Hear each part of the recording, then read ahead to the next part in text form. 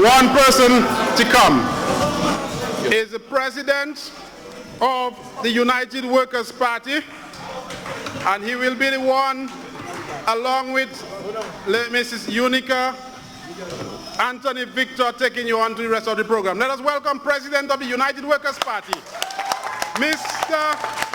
Senator Isaac Baptiste.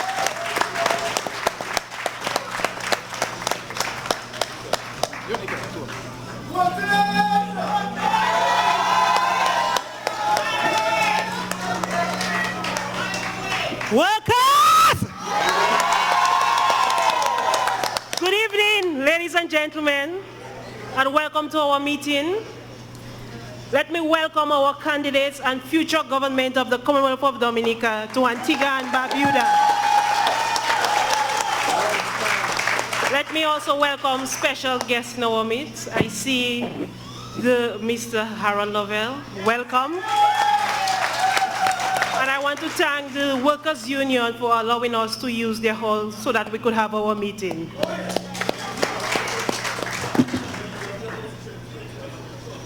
And also the leader of the opposition, welcome. This evening, part of Team Dominica will introduce you to what our future government will be like. They will highlight to you the problems we face in the Commonwealth of Dominica. They will let you know how they are going to fix it and take us into a new era of economic development. Tonight, the president of the party, Mr. Isaac Baptiste, will introduce the speakers and I will assist him. We will now have a few words of prayer.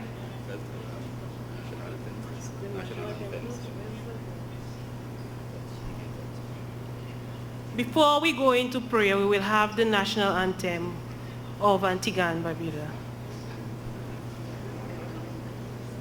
And then Dominica.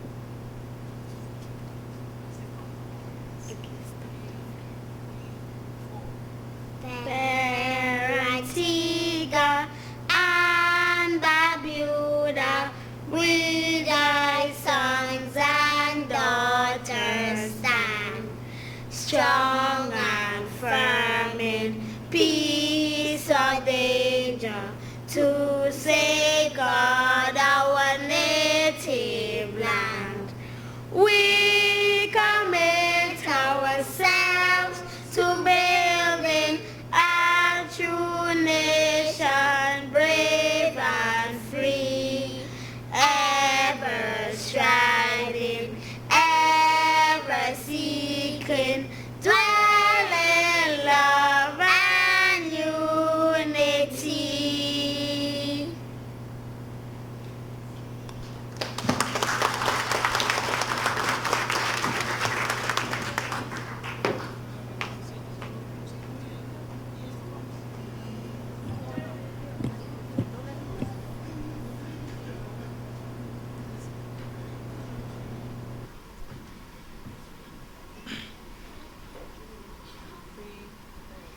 I love beauty, I love splendor, I do also sweet and fair.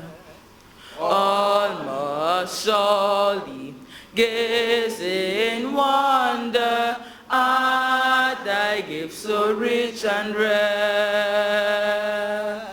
Rivers, valleys, hills and mountains, all these gifts we do extol. Healthy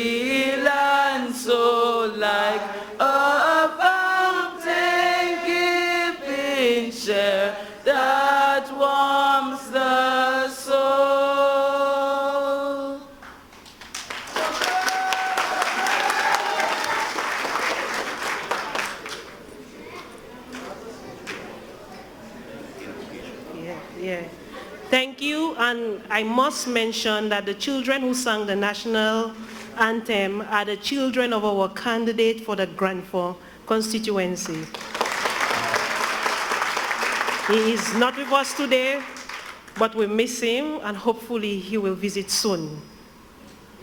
Now we call on Sister Ernie to say a few words of prayer.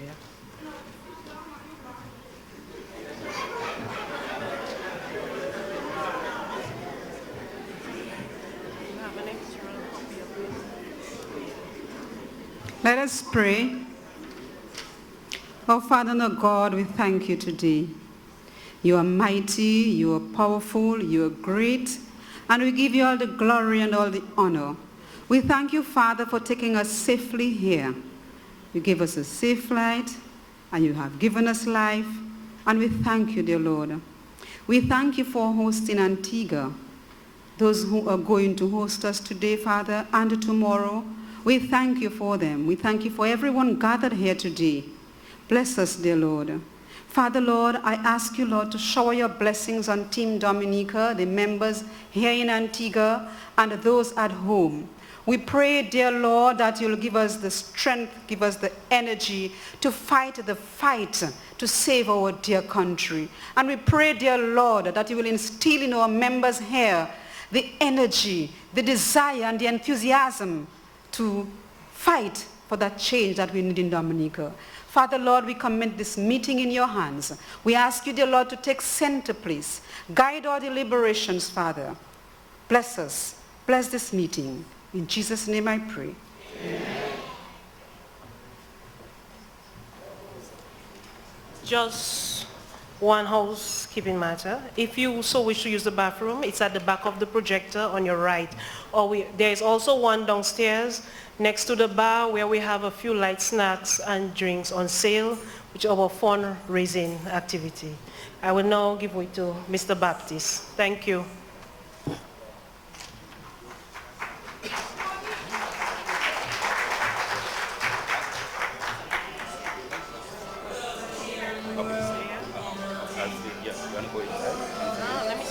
Okay.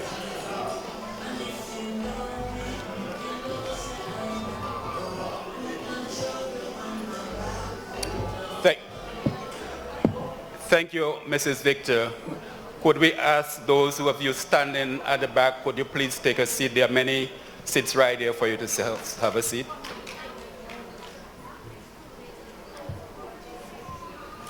Okay.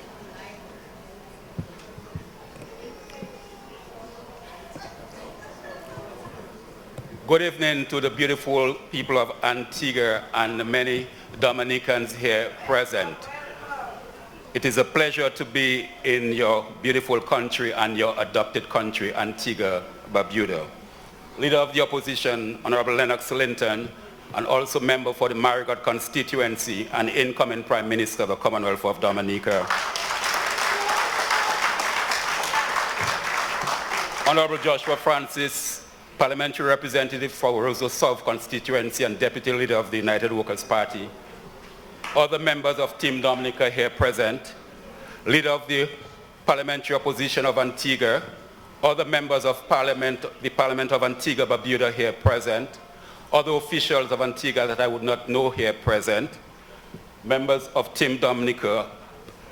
It is my pleasure to chair this meeting this evening. This meeting this evening, I will call each of our candidates, and Mr.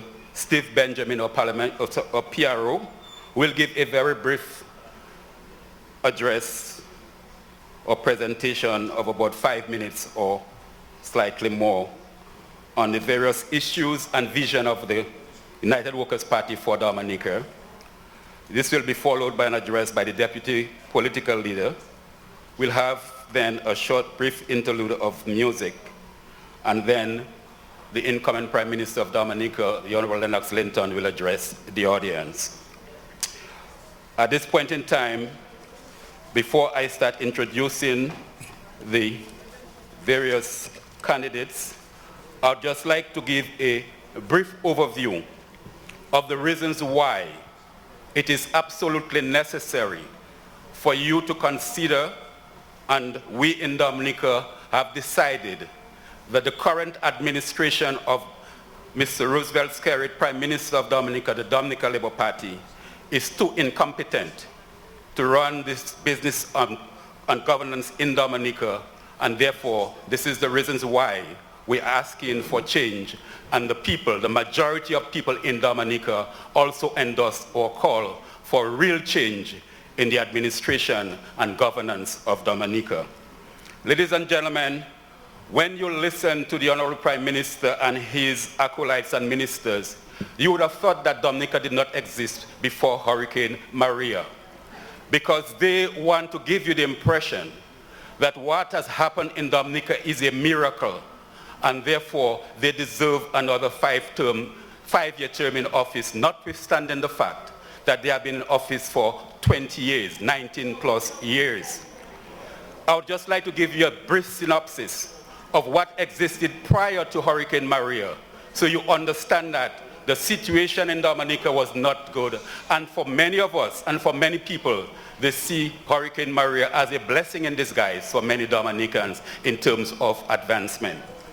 Before Hurricane Maria, ladies and gentlemen, our key sector of development, key sectors, agriculture, manufacturing, tourism, were all in decline. Dominica gross domestic product was increasing by an average of only 1.2% over 10 years that the administration, the last 10 years post-Hurricane Maria. Unemployment was over 25%. And among those over 18 to 35, the youth, unemployment was even higher, averaging 35%. We also have the lowest minimum wage in the Caribbean, less than $4.50 per hour. It is no wonder that many of our fellow citizens who would like to remain in Dominica have to look for other greener pastures overseas. Not that they want to be elsewhere, they would love to be in their country, but because of the poor economic situation, they are where they are today. And we thank all of the Caribbean islands, particularly Antigua, St. Martin, St. Croix, who have welcomed our citizens from the Commonwealth of Dominica.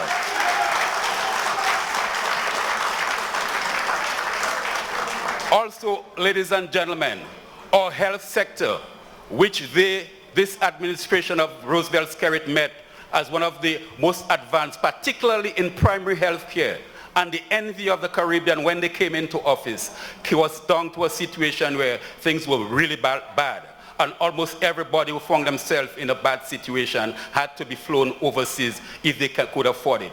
But most critically, we have a situation where referred to as the Red Clinic. The Red Clinic is essentially the arrangement by the administration of Roosevelt Skerrit to provide aid, to provide grants, to provide cool-out for the people of Dominica in need. That's the new term, cool-out. But ladies and gentlemen, what we saw post-Hurricane Maria was that this Red Clinic, spending in this Red Clinic was extremely high, averaging $10 million per year, which suggests to you any country that has to be increasing its grant for poverty alleviation in the country, it means that the country is getting poorer. And this is what we faced post-Hurricane Maria. Another critical area we had post-Hurricane Maria and still exists is the basic issue of electoral reform. The administration of Roosevelt Skerrit is making us believe that electoral reform is rocket science. All other islands in the Eastern Caribbean, particularly the English-speaking Caribbean, has accepted and recognized that. As the countries develop, there is need to modernize your electoral reforms, your system. And we ask for many things. The Dominican people ask for many things to improve governance in the country through electoral reform.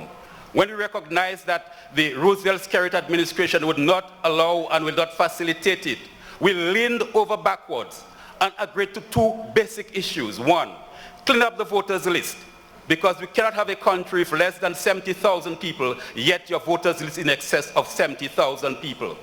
And we ask that voter ID cards be issued so that people can identify themselves when they go to the voting booth.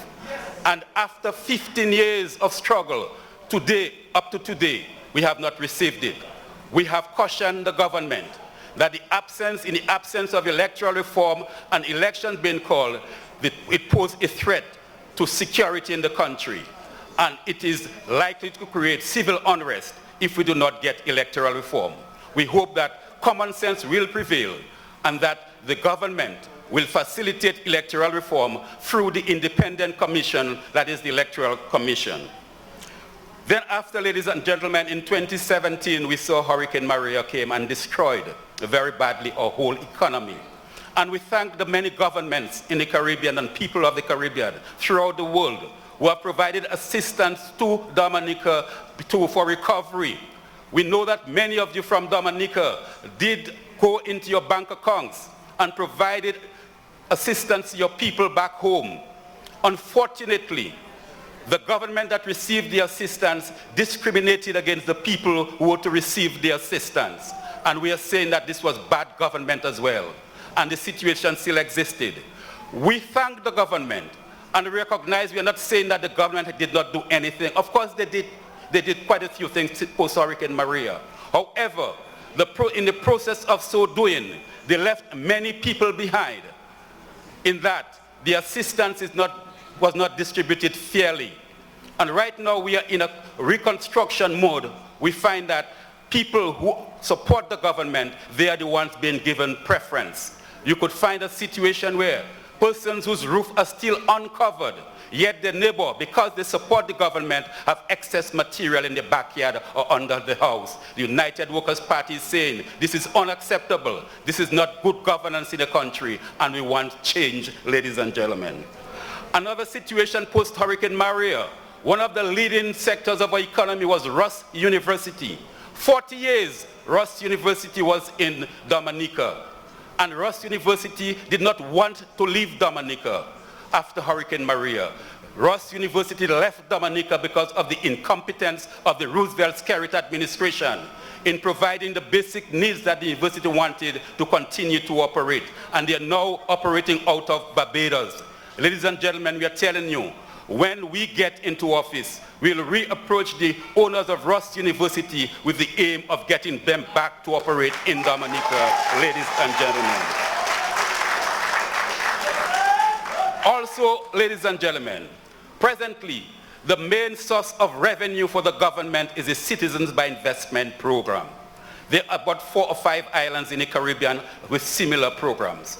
But what we see in Dominica is a complete abuse of the system, to the extent that for the year 2018-2019, and you will get details of that later, up to $1.2 billion cannot be accounted for by the government resulting from the Citizen by Investment program. And the Prime Minister admitted, yes, if I had put the money into the budget would not be $1 billion, it would be $2.2 billion. We're asking him where the money gone. And we insisting that he account for the money. Or if he's not accounting, he can gracefully resign, ladies and gentlemen. Ladies and gentlemen, post-Hurricane Maria, notwithstanding all of the construction activity taking place in Dominica, we see a marginalization of Dominican contractors, of businesses. The small business sector is not getting anywhere. The agricultural sector that should be up and running is still not running. And we have foreign companies, not even Caribbean foreign companies, but foreign.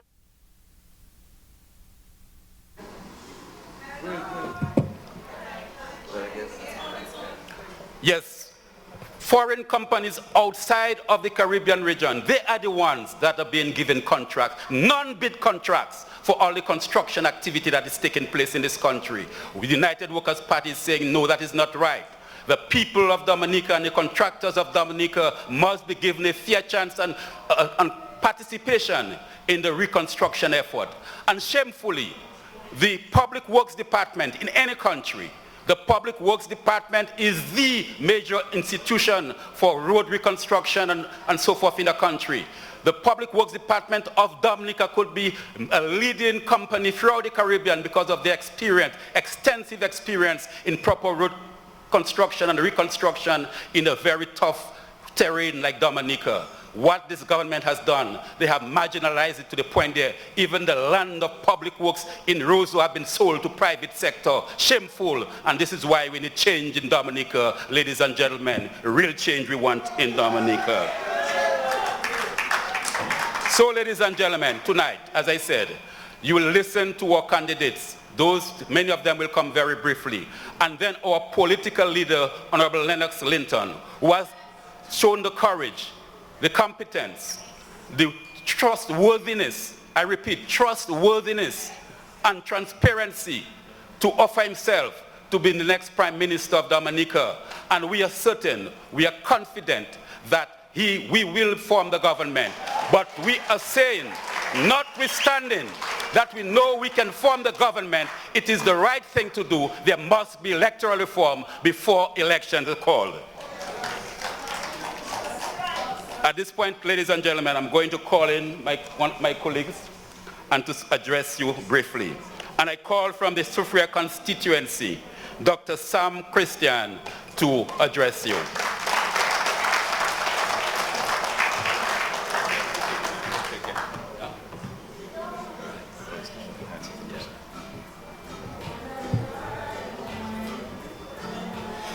Is Soufriere in the house?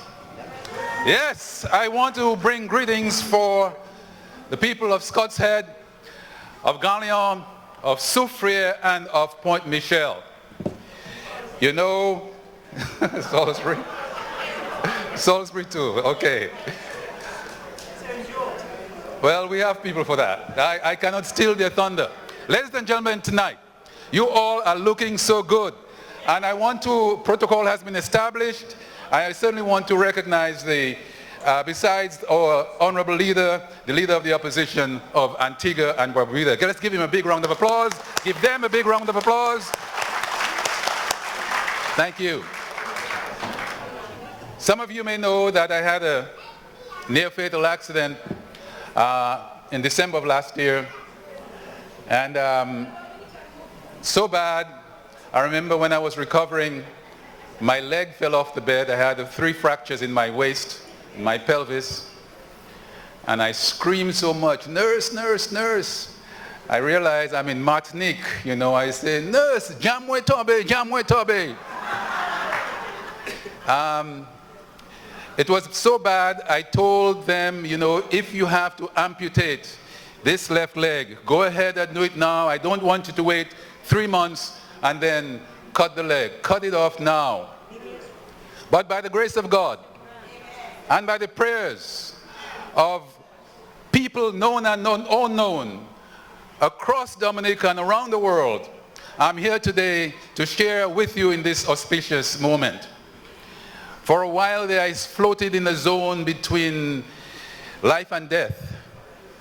And I feel that I got some knowledge. I know some things. And one of the things I know is that Dominica is going to be okay. I want you to know that. And you're here tonight because you know that. And you heard about the shift that is coming, did you? Mila. Mila. The Honorable Lennox Linton. My classmate, my neighbor growing up, my friend. And the Honorable Lennox Linton has put together the most dynamic and highly qualified team that Dominica has ever seen.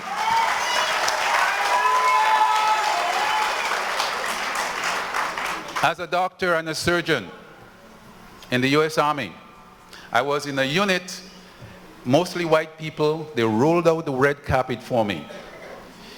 But when I came to my homeland, I wanted to contribute to my homeland. But we have someone who is so vindictive. I was critical, just like many of you, about the things that was going on to Dominica, and I was prevented from working in Dominica. But my responsibility lies in working with the Honorable Lennox Linton in revamping healthcare in Dominica. At one time, Dominica was known by the World Health Organization as the #1 island in primary care in the entire world. It is my responsibility and my commitment to make sure and to restore Dominica to that high level, ladies and gentlemen. because things have deteriorated and it's still very much out of hand. You hear of so much of the expenses that are going on, and yet a lot of the health centers in Dominica have not yet been repaired. I want to make sure that every health center in Dominica has an ECG machine, has a nebulizer machine, and if you ever had a child who is suffering from asthma and the ambulance cannot come and you cannot get to the hospital in time, you know that we need to have a nebulizer machine so that people can breathe well. Ladies and gentlemen, in closing I will say, as I look at your faces, you're so bright and beautiful. And like me, I spent 36 years outside Dominica. And people, the worst thing that people could say about me and my brother Gabriel was that your body is in America, but your heart is in Dominica. And I know that is what it is with you tonight, ladies and gentlemen. We want to make a Dominica that is a Dominica that you will want to return to. That your parents and your grandparents can know that they are taken care of. This gentleman right here, could you stand up for me, please? This gentleman was the man who made the first symposium and transmitted it live to Dominica in the early days of the internet. I want to give you a big round of applause. Thank you. In closing, I will say this. I will never, ever block any Dominican who wants to return home, who is qualified and who is committed and willing to contribute to his country. Even though that person might think that I'm a damn ass. But I can tell you, I will fight to the death to make sure that every Dominican can come back and work in Dominica. Because, ladies and gentlemen, we have one damn ass in Dominica, and he thinks that he runs things in Dominica. But we want to make way for the blue. The United Workers' Party is going to change that. We are going to change that, ladies and gentlemen. And I will say to you, let's get on the program, and you are here, and we will make way, we will fix things in Dominica, in the fatherhead.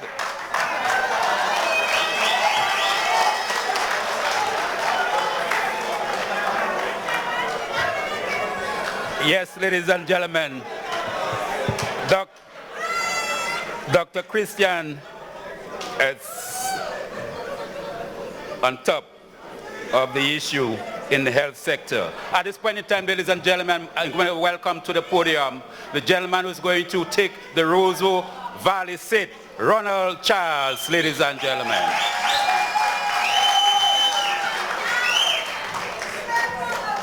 Good evening, ladies and gentlemen, and a good evening to all the people from the Roseau Valley. Let me make some noise. Okay, 1, 2, 3. Okay, last night I had 26. This time is 28. So we're doing well. Good evening, ladies and gentlemen, and the protocol has been established. I'm here to talk about electoral reform and how it aids in nation building. So my topic, and as you heard from the president, it is as simple as this.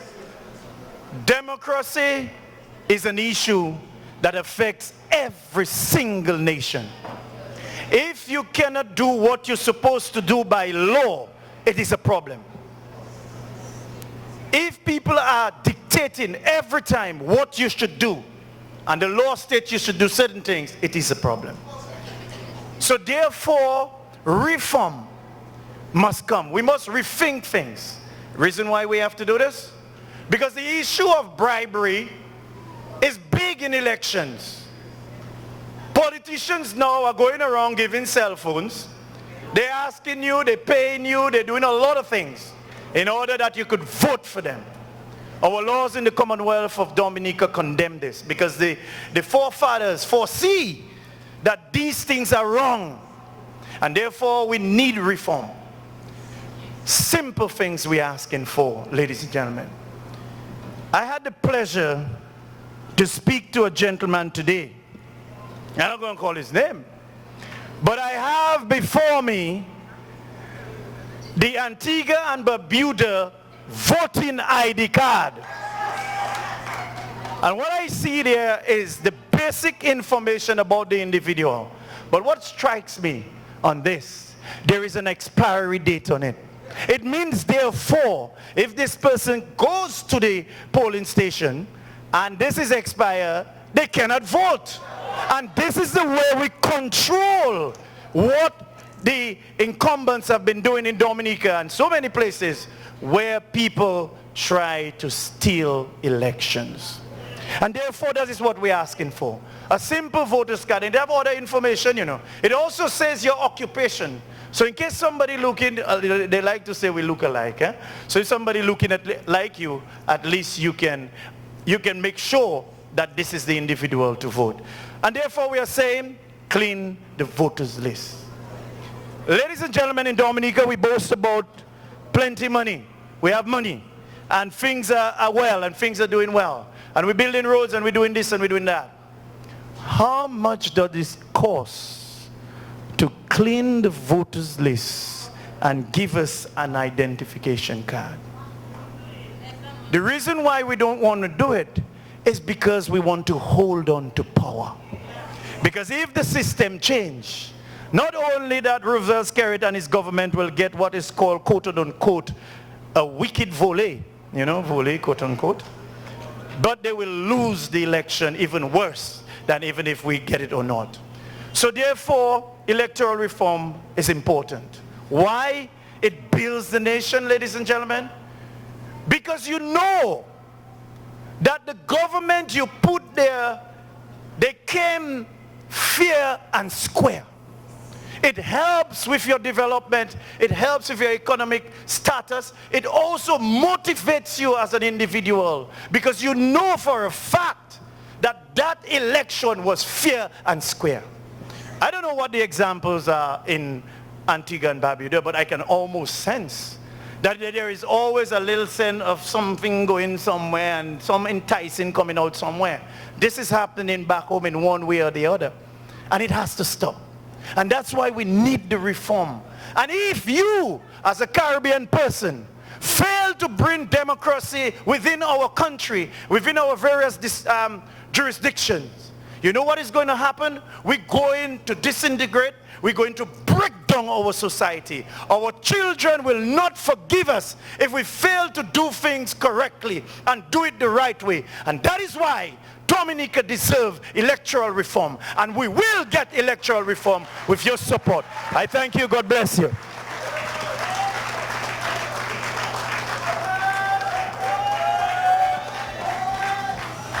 Thank you, Senator Charles. Ladies and gentlemen, not present on this at the head table here are the following members of Team Dominica who were not able to join us on this tour. Dr. Pharaoh Coffey will be the candidate for the Grand Fond Riviere constituency. Rosanna Rosie Emmanuel will be the candidate for the Petite Savanne constituency. I know that represented here in Antigua are Dominicans from every area in Dominica, or villages, so I'm sure you'll be very disappointed if I do not mention your incoming parliamentary representative. For the Rosewood North constituency, he's already the parliamentary representative, Honorable Danny Lugay. For the Collio constituency, Honorable Nicholas George. And ladies and gentlemen, a community, a constituency that the current administration believe that they can try to do what they want, and the people say, no, you shall not do what you want with us, nor with a parliamentary representative. And just last week, they arrested the parliamentary representative for the Salisbury constituency. But the administration shall not deter us. No matter what they try to do, to try and put us in jail, we shall represent the people of Dominica. Not yet present is Honorable Hector John of the Salisbury constituency. And the newest member to our team, ladies and gentlemen, a very vibrant, articulate young woman, meeting and forming the formidable 5 women on the Team Dominica for the upcoming general elections. She'll be representing the first people of Dominica, the Kalinago Territory, Salibia constituency, and at Sanford, ladies and gentlemen. At this point in time, I would like to call to the microphone the honor. Sorry, ladies and gentlemen, also miss two others. Yeah, Marcus Roy he will be the one out sitting the Deputy Prime Minister, Mr. Austri, in the Cottage constituency. We also have Jefferson James of the Portsmouth constituency, and Davis George of the Calabishi constituency, ladies and gentlemen. We had a candidate for the Granby constituency, but she passed. We continue hoping that she rests in peace. Norrin John, she was to be the candidate for the Granby constituency, and we are finalizing arrangements to replace her for that constituency. We will be contesting all 21 constituencies for the upcoming general elections. At this point in time, I call to the microphone the Glenroy Soso Coffee will be taking over the seat for this Roseau Central constituency, where we had Joseph Isaac, the traitor, walked away. Thank you, thank you. Good night, fellow Dominicans. Good night to you, a special good night to you. Jenny, you are right here. Roseau Central is alive and well. Yes, you know, we have always been told, you know, that without prayers, we cannot make it. So we can say to you tonight, this is the day that the Lord has made. Let us rejoice and be glad in it. The only thing I know for sure, God is real, and He is the way, the truth, and the light. And it's not about the light, the physical light, it's about the spiritual light. So we must give praise to our Lord. Brothers and sisters, as you were told, I am the candidated in the Roseau Central constituency. And you know, you have been hearing, you can't say no to Soso. Roseau is not for sale. Roseau is not for sale. We have said that already. And we are voting Soso in Roseau. Good. You know, I have spent my life particularly developing farmers in Dominica, because I've worked in the banana industry, to be specific, for over 20 years. And you know, it has been challenging to grow people when they're accustomed to do things a certain way, and when you introduce a new thing, then they would say, but I've been doing that for all the time, why are you telling me to do that? Well, it was good for Dominica, because at that time, the new initiatives, the new technology was important, that we sustain good quality of product, so we could ship to the markets, so that we could bring much foreign exchange earnings to Dominica. And at that time, you know, the banana industry was blooming. Today, we have lost the industry and we don't know why. However, my point here tonight is talk about peace and safety in our country. Dominicans who live and work in Antigua, one day you will want to work and come back to your country to rest. But you also want to come back to a country that is very peaceful.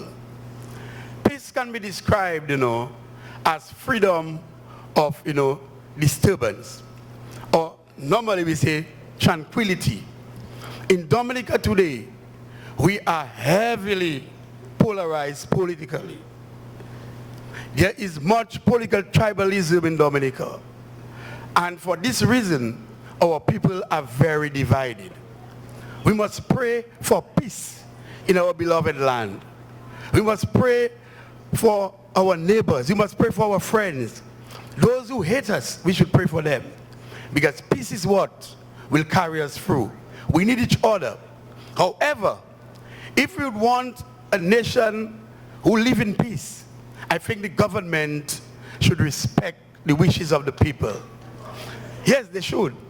Because we have been told by the government that, you know, we got distracted. And it's a fair statement that Maria has distracted Dominica, Hurricane Maria. But Maria brought opportunities for Dominicans, and Dominicans cannot enjoy it. foreign companies are taking everything. When you give foreign companies jobs and you neglect your people, can you have peace? You cannot have peace. Now you take the jobs from the wives, the husbands, that break homes. The children cannot go to school. You cannot support them financially. You cannot support economically. You cannot pay your loans. And when they talk about growing Dominica, to grow your country, you need to grow your people. Yes, you need to grow your people. And so we say to you that we appreciate the work that you do, because when you come here in Antigua and you work, you know what you do? You work hard. You earn your money. And you send your money to your country. Your money doesn't just stay in the bank. You know what happens? The people of Dominica borrow your money so that they can develop themselves. So what you are doing in Antigua and Barbuda benefits Dominica. Give yourself a round of applause. And so we are saying to you that we will change things. We need to bring our people together. We need to live in a safe environment. We as government, we as United Workers Party will ensure that we have an enabling environment where people can thrive in peace and love and harmony. You know, it is very important. And we say to you too, that we may be of different political colors. We are one people, we are one nation. And our government in waiting will ensure that there is no selectivity with respect to helping people. Each and every one will get equal help. There is nothing about selectivity as we experience under this government. And so, brothers and sisters, I say to you that you have a team which comprises of solid men and women of diverse backgrounds. We are going to fix Dominica. But we can't do it alone. We need you. We need you. We need everyone on board. So, yes, you are in Antigua, but you notice that election may be just wrong. Though it is constitutionally due by May next year. But anytime the bell can be wrong. And so we say, await the ringing of the bell. When the electoral bell will be rung, we expect you to respond to the call. We need you to ensure that the mission is completed right through. So Dominicans, I urge you to support the United Workers Party, Team Dominica, a party where we say people come first. And we are very proud to be associated with our leader, Honorable Lennox Linton. And so we say to you that we appreciate your presence tonight. There's a lot that is going to be said to you. What is important is that, remember, you are Dominican first. Your country come first. Show some respect. Respond when the electoral bell is rung, and bring peace to your blessed land. Thank you very much.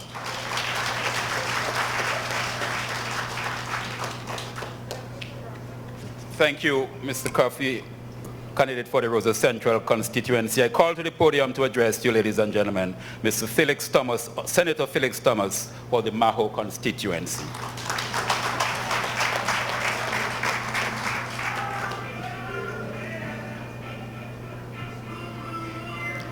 Good evening. Protocol have been established. Good evening, Honorable Leader of the Opposition, of the Parliamentary Opposition of Antigua. Greetings from the Maho constituency. Any Jean Maho in the house? The word on them? Thank you.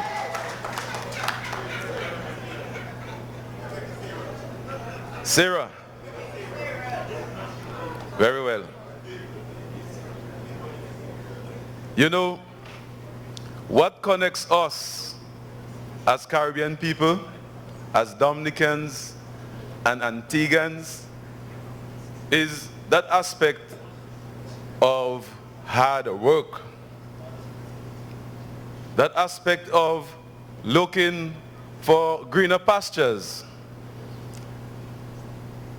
And people from one country always tend to look for the opportunities that exist within their own country and other countries to see where they can make a livelihood. And that is what we in the United Workers' Party are building up with our team, with our policies that we plan to implement, with our ideas, and you will hear more details about that.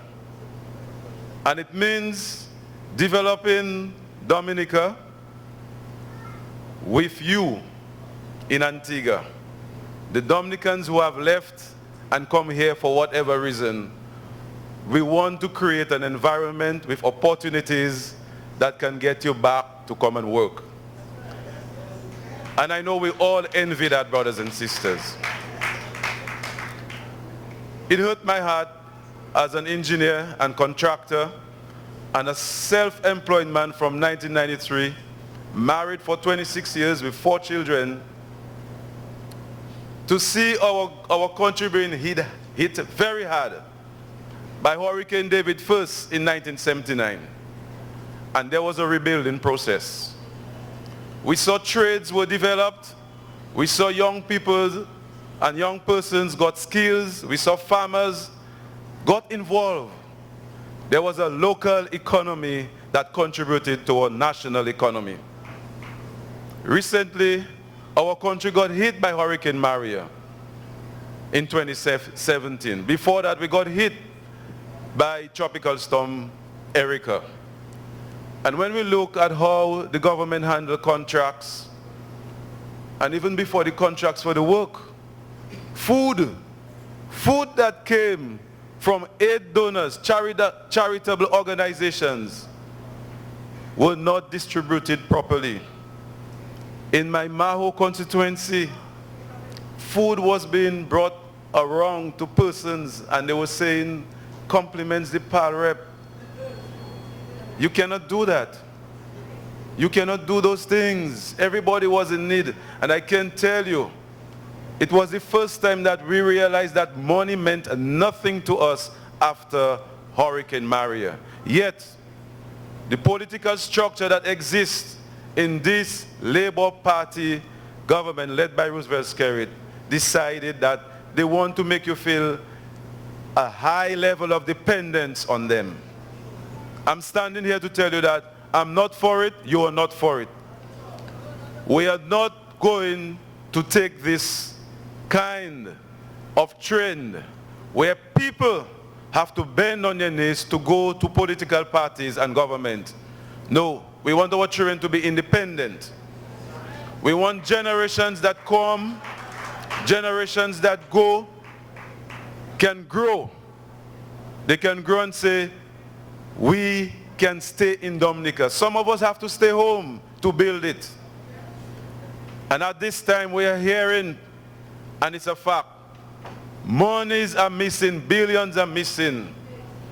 More money is being gained by revenue through the sales of passports in Dominica. Yet over the past 20 years, our country has declined. We have declined in the creation of jobs. We have declined in education system. We have declined in health system. We in the United Workers' Party are saying we are fed up about that. When we clean up after the hurricane, we could not show anything that could contribute to our GDP.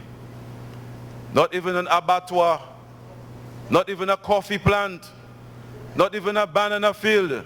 And after $18 million of loan and grant that the government said that they put in the agricultural sector, we could not even ship one container of fig on the GIS boat. So where are we? We are here now, rallying the forces of our patriotic Dominicans, of all colors, all party colors. And we want to tell you, we stand for people. We stand for our country. And you have to be part of that when elections are called, brothers and sisters. We need you to send the message across home and tell your families, Do not worry about the money that they will tell you they're going to give you and try and entice you and bribe you about the votes. No. It is time that you put your foot down and take them out. Have a good night, brothers and sisters.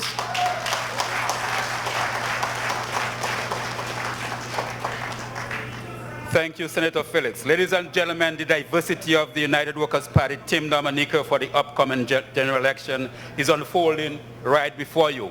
Let me ask those of you standing at the back, there are seats here at the front. You could please come forward and get a seat. Many seats there waiting for you.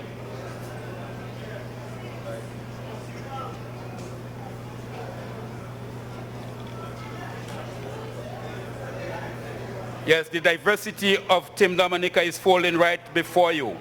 We also have a well-mixed team in terms of men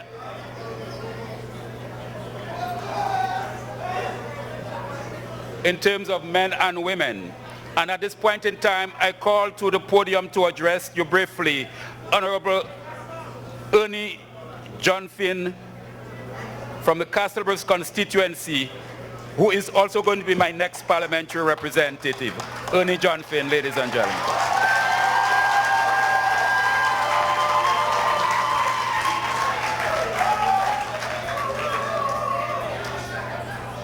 Good night, everyone.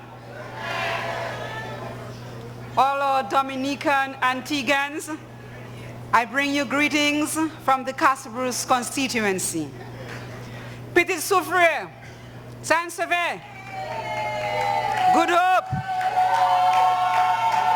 Mopo, Trento, Deepa, Castlebrook, Belfi and Formel. I bring you warm greetings from your family and friends back home. My people, we are here to bring a message. We are here to tell you that real change is coming to Dominica. And in order for real change to come to Dominica, we need you. We need your support. Are you ready to give us that support? Are you ready to give Dominica that support? We are calling on you. We need your help. My people, I know you are in Antigua, but your hearts are in Dominica because you want to come back home. But the way things are back home, the way the economy is, that does not make it possible for you to come home. But Team Dominica, the United Workers' Party, under the leadership of the Honorable Lennox Linton, will make things better so you can come back home.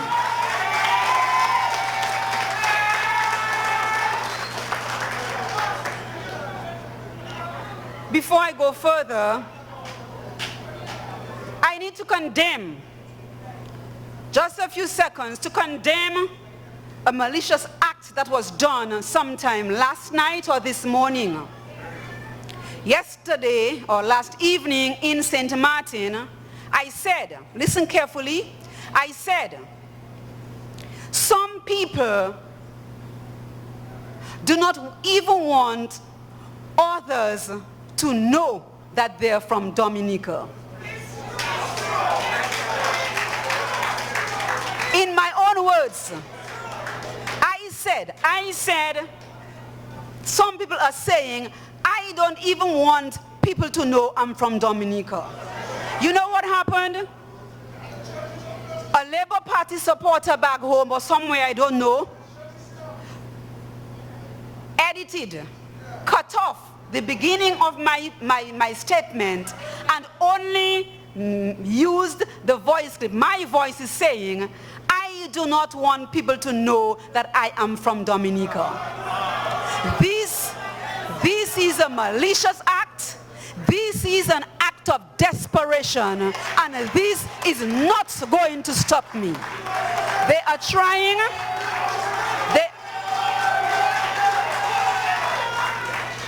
are trying. They are trying to bring Team Dominica and Ernie Lawrence John Finn down. They will not succeed. No matter how hard they try, my crown will sit firmly on my head. My people, our country is in deep trouble. Money and corruption are ruining, destroying our country. Greedy politicians, wealthy foreigners pocket our profits while we Dominicans are treated like sheep, like dirt. This is going to stop, and it has to stop. If you love your country or anything you love, you will protect it. You love Dominica, right? I am calling on you tonight to stand up for Dominica. I am calling on you tonight to take action to save your country. And you know what you can do? You know how you can save your country? By coming down to vote. Coming down to vote for the United Workers' Party. That is what you have to do. Every institution in Dominica is run by Roosevelt Skerrit. He has taken over every institution. Everything we have in Dominica is broken. Every system is broken. The education system, the platform on which I stand, is broken. We have teachers, public officers working in Dominica, and they cannot get a decent salary. Negotiations for salary increase result in a 0.01% increase. We deserve better. We have teachers in the education system in schools in Dominica who have worked or have been working for 14 years and more, and they cannot get a permanent appointment. This is wrong. The United Workers' Party condemns this, and when we get into office, teachers who have met the criteria will get their permanent appointments.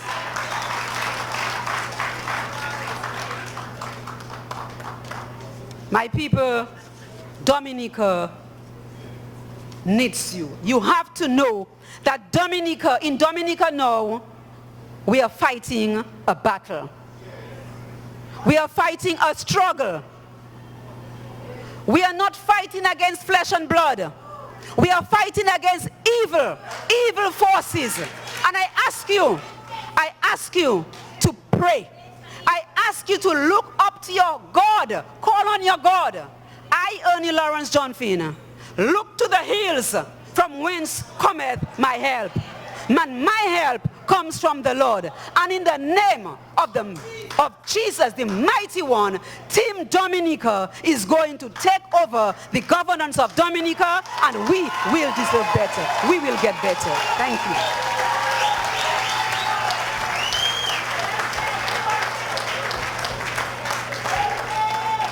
The power of woman, the power of prayer. Ladies and gentlemen, let us continue the trend and call to the microphone to address you, Francisca Sika Joseph of the La Plaine constituency.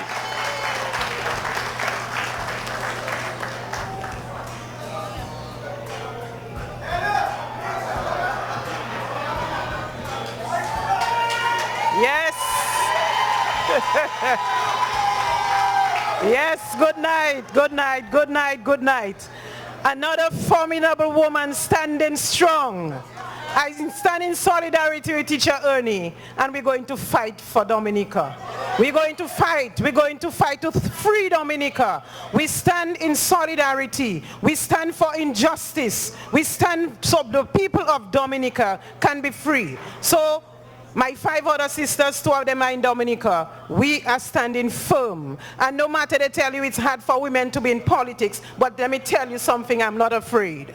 I am standing strong. You know why we're standing strong? According to Teacher Ernie, God is in charge of everything. Even if man tells you that they're in charge, don't worry about that. They're not in charge. God is in control, and because he's in control, we are going to take this country back to what it should be. Amen? I bring you greetings from the Southeast, from the La Plaine constituency. I see one of my students in the house shouting.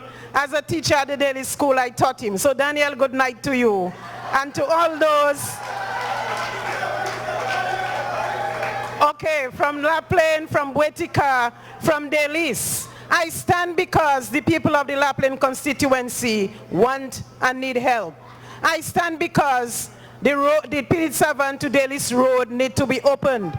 I stand because the people who grow Toloma and Farin want to make an income, as solid income, that they do not have to go on Wednesdays and ask for money. That's what I stand for. I stand for agriculture in the Southeast. I stand for the young people who are not employed. I stand for the young people who are underemployed. I stand for the elderly who have not given their fair share after they've done so much for Dominica. So Whitey Kubuli and Wadadli twinning tonight. Good evening, ladies and gentlemen. Last night in St. Martin, I said that Dominica is all we had. And if you listen to Spider's Calypso, that's what he sung. Dominica is all we have. And tonight in Antigua, Wadadli, I would like to reiterate that we must do all we can to save our splendid nature isle. Do you agree with me? You're going to stand with us. You're going to save Dominica. Dominicans in Antigua, it can be said that you reside in the northerly extension of Dominica. Because of the geographical closeness. By the time the plane goes up, it goes down, and you're in Antigua or Dominica. So we are very close. And guess what? The United Workers' Party Team Dominica intends to bring our two countries even closer together. I know of a plan between Wadadli and Whitey Kubuli that will make you smile, and when our leader comes, he will tell you exactly. I'm sure you're going to smile tonight when you have all the plans that we have for you. We need to create pleasurable memories. We need to come together in the interest of Dominica. Dominica needs a break from the leaders who have wrecked the state. Reckless behavior in government. I do not wish to elaborate the failures. You know it, you hear it every time, and our president reiterated it as well. But this is what brought us here to with you today. So let me just say that after 20 years of the Dominica Labour Party rule, the government of Dominica, we should be plenty better but many of our CARICOM countries. When we form the government, we will move quickly to restore pride in our land. But we need you to assist us. We need you to rally with us like you are doing tonight. I'm so grateful for the crowd here tonight. We need you to campaign with us. We need you to work with us. We need you to support us, to pray with us, to raise funds with us. We have the confidence that together we can take Dominica high. It is indeed an honor for me to address you tonight, but we are here to listen more than anything else. We have come with our own agenda and a message of unity and nation building, but we need to know what you think, so we need to hear from you tonight. We need your input because we are your servants and we desire the opportunity to serve you as the needs arises. So when you elect us into parliament, we will serve you. Do we need you to vote for us? Of course, yes. Am I going to invite you to come home to vote? Of course, come. Are you important to the growth of our land? Indeed you are.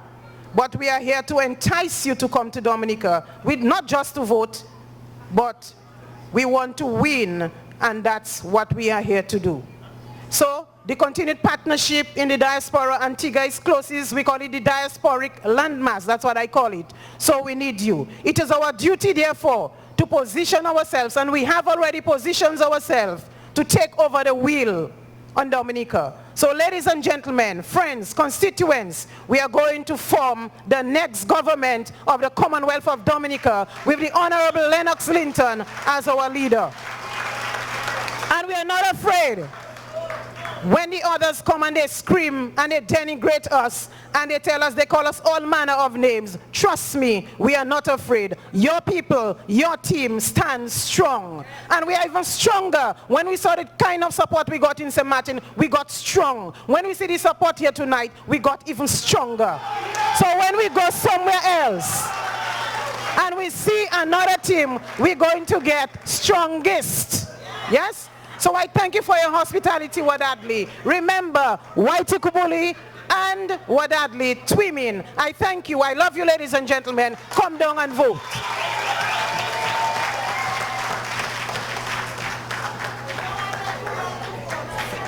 Thank you, Speaker. And for the avoidance of doubt, before the other side tried to turn and twist the word, she really meant we stand for justice, United Workers' Party. Ladies and gentlemen, the proverbial term, Goliath and David and Goliath, is what we are going to see outplay in the Vickers constituency this coming election. A gentleman with all the characteristics of Roosevelt Skerrit when he first contested the election, but much smarter than Roosevelt Skerrit. I asked to come to the podium to address you, the upcoming parliamentary representative. David will be out doing Goliath in the Vickers constituency. Clement Maslin, ladies and gentlemen.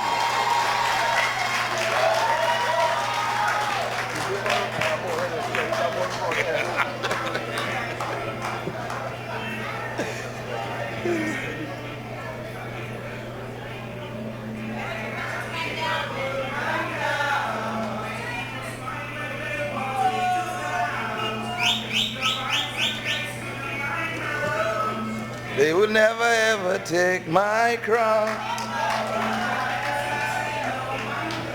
Good evening, Dominicans. Good evening.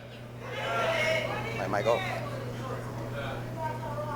It's very nice to come here and see a lot of our smiling faces and really tell ourselves that Dominica is truly and wonderfully blessed.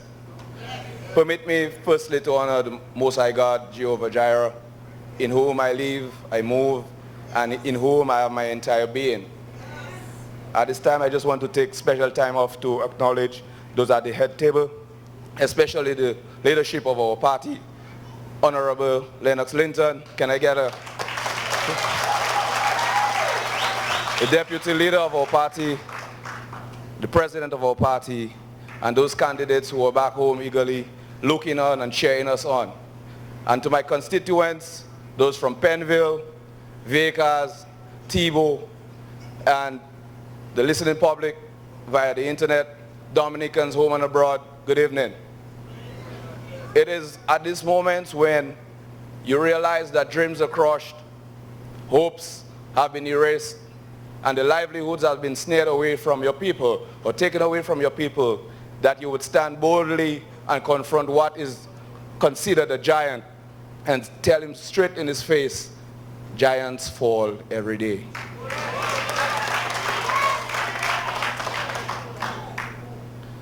It is our collective ideas and desires for positive change that has brought us this far. And so I implore of each and every one of you to stand and be counted. Forget about partisan politics. Forget about your personal preferences. Uphold the premise that we can defer, that we can argue, that we can have misunderstandings, but they are all aligned towards developing our Isle of Beauty, the Isle of Splendor. It's nothing about self. It's nothing about egos. It's nothing about personal enrichment. It is all about securing the future of our generations. It's all about restoring the hope, restoring the pride, restoring that joy and that self-worth that each and every Dominican emboldens. It is to strengthen our resolve as a people to say that although our hills and mountains are beautiful, they are not too difficult for us to climb. Although our rivers, at times, they inundate our lands and cause massive destruction, we will never lose hope. We will never lose faith.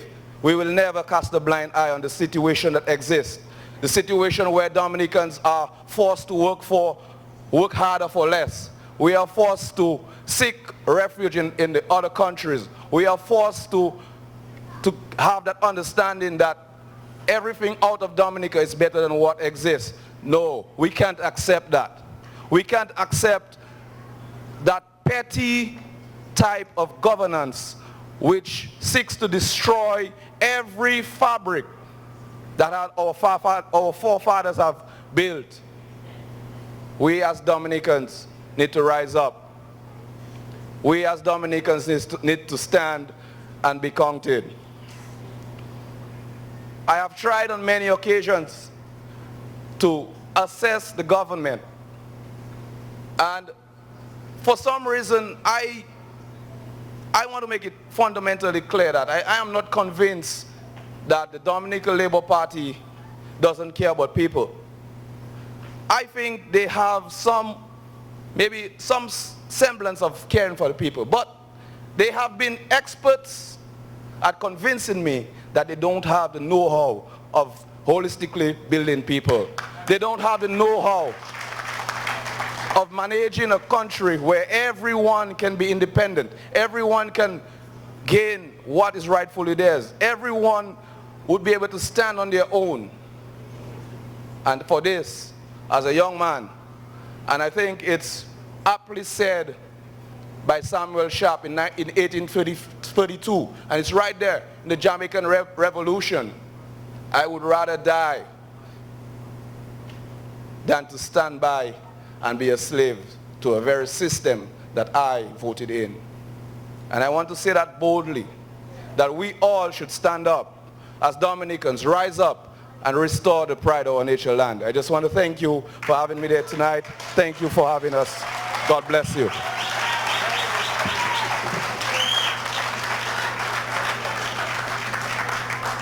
Ladies and gentlemen, you understand why the current Prime Minister of Dominica is not sleeping as he used to sleep at peace before. Ladies and gentlemen, I would like to call to the podium another formidable woman, a real formidable lady, Senator Monel Williams, ladies and gentlemen of the St. Joseph constituency, to address you.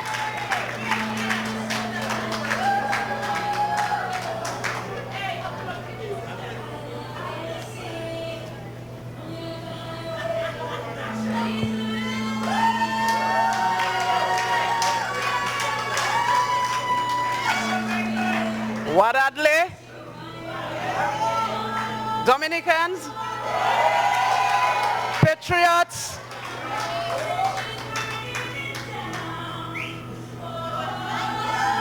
so that's right, Dominicans living in Antigua, the Antiguans who are here who have graced us with your presence.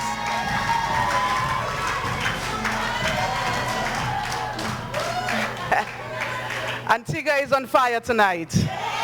Antigua, are you on fire tonight? Are you on fire for your country tonight, Antigua? Dominicans live in Antigua, I bring you warm greetings from your country, your Dominica, your love. St. Joseph, Mero, Layo, Clark Hall, Cafe, Layo Park, Sultan, Penrice and Bells loves you, and I love you. I am happy to be here this evening.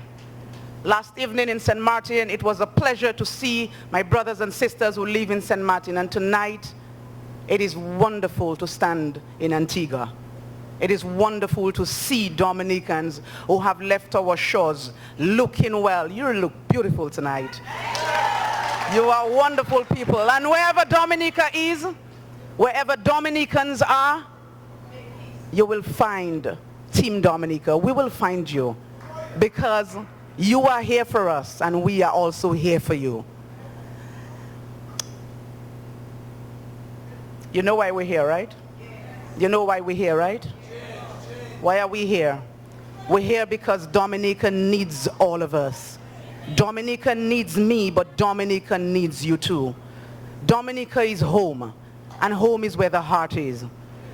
And we thank Antigua for all that they have done. But these wonderful men and women are our human resource. And Team Dominica is yearning to create the environment that will encourage our brothers and sisters back to our shores.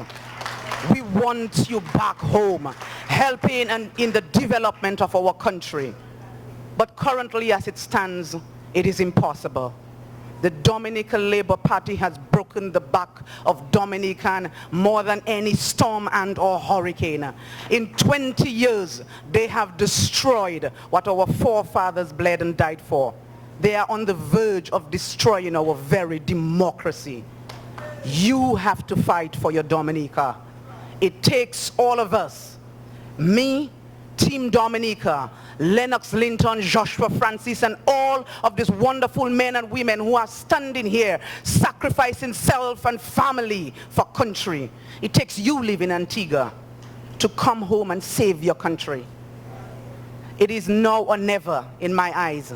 I believe that if we miss the opportunity to save our democracy in this election, there will never be another election. How much do you love your country? God forbid something should happen to you in Antigua. You have no choice. They will send you back home. Home is Dominica.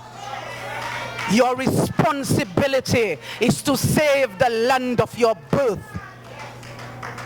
She have given you your birthright. You cannot sell that to any other country.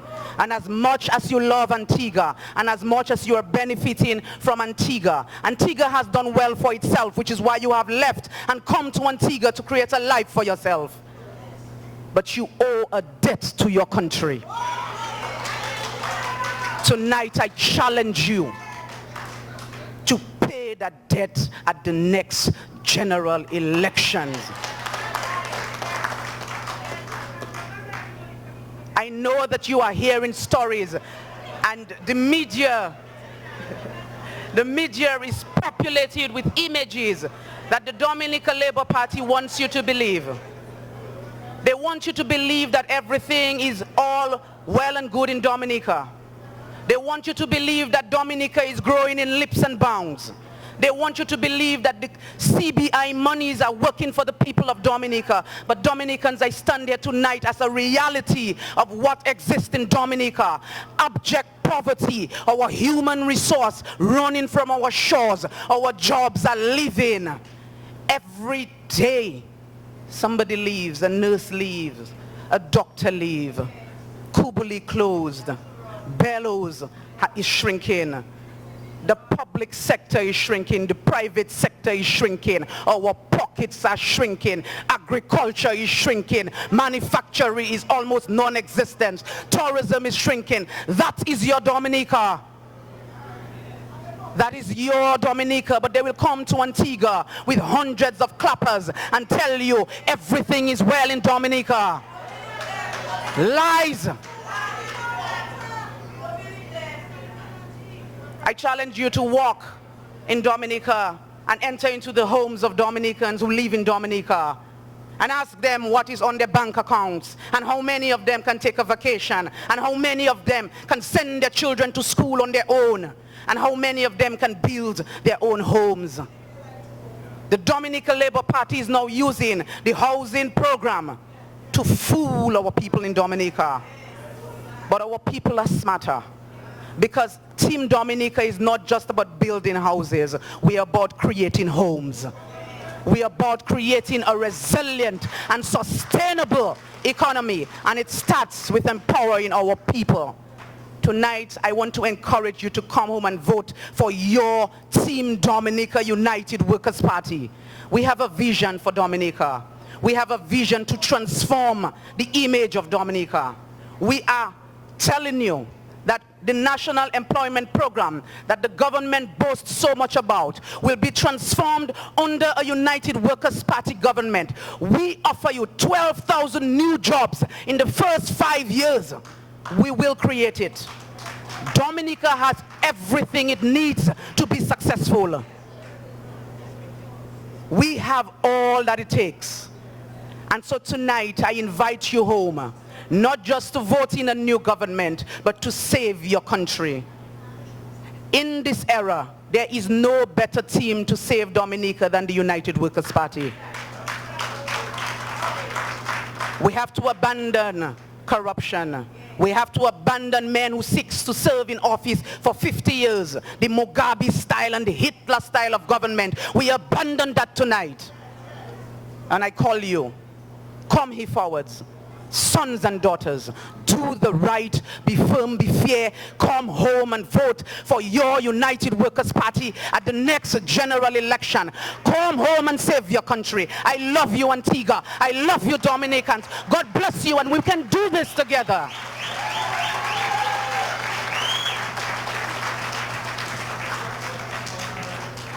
Steve Benjamin, I would like you to come forward, please, and take a seat here at the front. Yeah, thank you. Ladies and gentlemen, Senator Manuel Williams mentioned the issue of housing. Post-Hurricane Maria, we have a high demand for housing. And the government has invested in housing. The sad thing is that the government is now using a basic social need for the people for political advantage. It is called abuse of incumbency, where they are using the state's money, putting up houses, and giving it to people and telling them, do not forget to give you house, to keep them in the house. And insulting the people, our first people of the Kalinago territory. Whereas the administration had a housing program, a pit latrine eradication program 5 years ago, where they said they're going to eliminate all pit latrines in Dominica, which we support. Post-Hurricane Maria, this government is building houses for the Kalinago people without toilet facilities, ladies and gentlemen. And we must condemn them. And the United Workers' Party says, when we come into office, this will stop. Also, the housing that we'll be building will build it giving priority to persons who have the land, need the house, will build it on their land for them. And not building 3-story apartment buildings that is contrary to the culture of the people, ladies and gentlemen. This is what the United Workers' Party will do. At this point in time, I would like to call to the microphone to address you, Honorable Ezekiel Bazil of the Wesley constituency.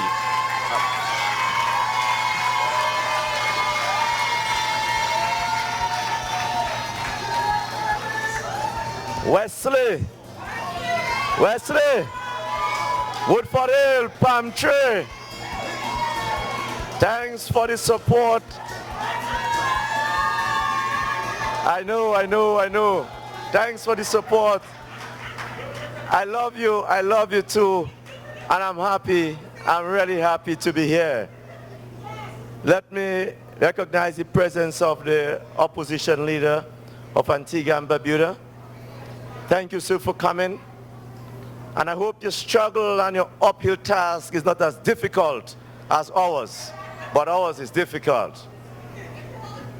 Dominicans in Antigua, let me be very clear. I want to be very clear. I'm here tonight understanding why you're in Antigua.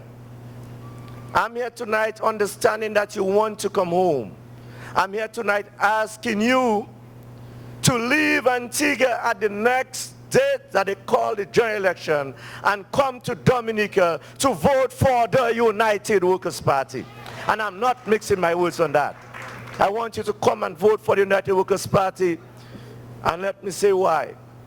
Because the United Workers' Party, under the leadership of Honorable Lennox Linton and the rest of the team, we are on a mission to save the Commonwealth of Dominica for you, for us, and for our children. And I know that you want the same, brothers and sisters. And to save Dominica, we must come out and support what is good. I ask you to come, brothers and sisters, at the next general election to assist the United Workers' Party to remove this current government out of office so that we can save our lovely country. Brothers and sisters, the part of the team that is here is one part. The other part is home. And I could tell you, you got a strong team. You got a good team. You got an honest team of men and gentlemen who are out there, brothers and sisters, to do the work for you. And the least you can do is to provide us with the support. Wise brothers and sisters, we have a government that is dividing and rule under Honorable Lennox Linton and the United Workers' Party. We are fighting to unite. We are fighting to unite, brothers and sisters, all of Dominica, because you know what? We cannot do this divided. We must do it together. And I'm calling on the honest Dominicans, whether you are Labour Right or the United Workers' Party, Dominica is ours to save. And I ask you, brothers and sisters, forget about your political leaning. Let us think about Dominica. Let us stand up and let us save the Commonwealth of Dominica, because that's, brothers and sisters, is our job to do. And if we fail to do that, our children will never, ever forgive us. And if we fail to change this government come the next general elections, all of us will go down in history as failed adults who have failed to do the right thing for our children. They will not say failed workers. They will not say failed labor right. They will say our failed parents, and we must come out here and save this our children, brothers and sisters. Brothers and sisters, one of the reasons that we have so many Dominicans in Antigua is because Dominica traded handsomely with Antigua at one point in time. And so we want to thank Antigua and Barbuda for facilitating us and facilitating the trade. We got professionals in Antigua. We got laborers in Antigua. But more so, Dominica traded agricultural produce through with Antigua for years. For years. And we could do that because we had hard-working farmers in the Commonwealth of Dominica. What have this government done to the farmers of the Commonwealth of Dominica, brothers and sisters? They have brought the farmers to their knees. They have brought the farmers to their knees. We are going to reform the agricultural industry in the Commonwealth of Dominica and make life worth living for the farmers once again. We, brothers and sisters, will facilitate trade between Antigua and Dominica. We will ensure, brothers and sisters, that the long-promised vessel, agricultural vessel, by this government will be provided by the United Workers' Party so that farmers will have means of moving the agricultural produce from Dominica and out of Dominica. We will ensure, brothers and sisters, that after farmers have suffered for that long in the Commonwealth of Dominica, that farmers will no longer pay duty on vehicles to be used for agricultural purposes in the Commonwealth of Dominica. These are the things that we are going to do, brothers and sisters. We'll ensure that every single farmer is facilitated with a farmhouse on the farm, brothers and sisters, so that they can spend hours on the farm, they can produce, and they can make agriculture be something that farmers are proud to do again, and make agriculture be a proud industry in the Commonwealth of Dominica. We commit that to you. Hold us to it. I love you people. Have a very good night.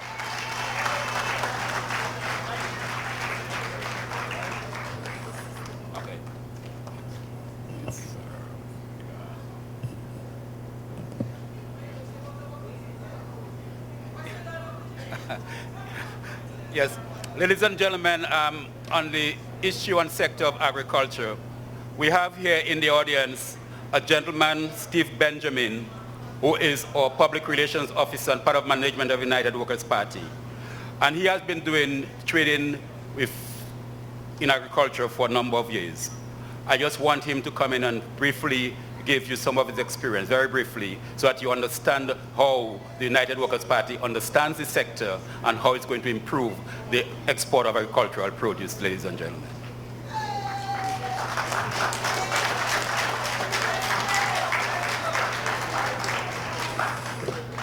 Yes, let me say good evening, brothers and sisters, fellow Dominicans. Let me recognize the presence of the opposition leader of Antigua and Barbuda. Ladies and gentlemen, as you very well know the reasons why you are here is because of a lack of jobs and hopelessness back home.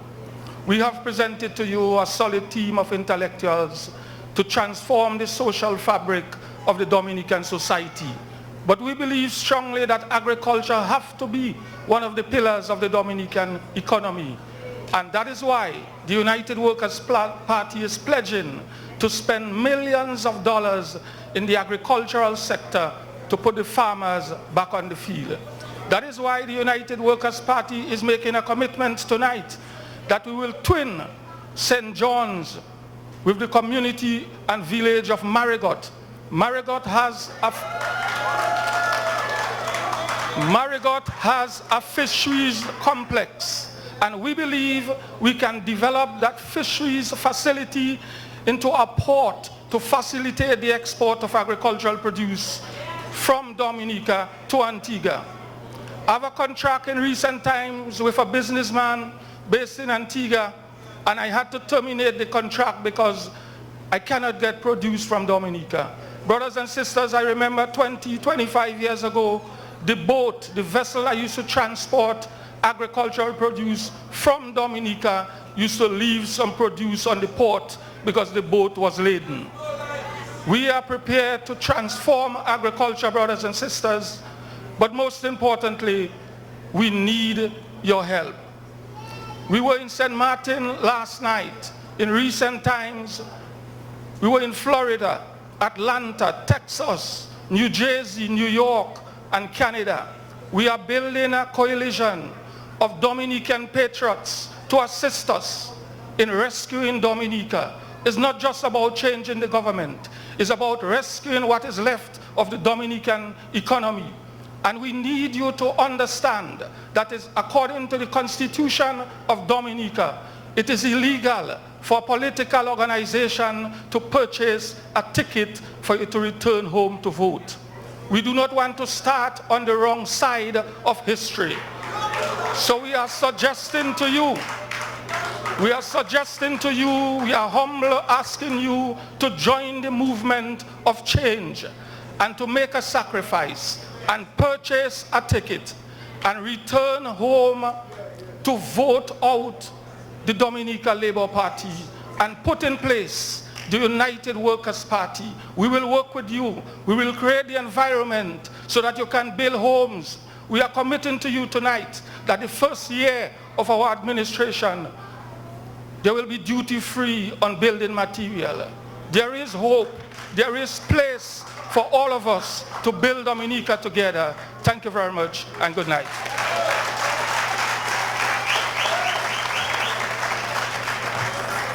Thank you, Steve. Someone who has experienced the real opportunity that exists between Dominica and Antigua in terms of trade and development of the agricultural sector in Dominica.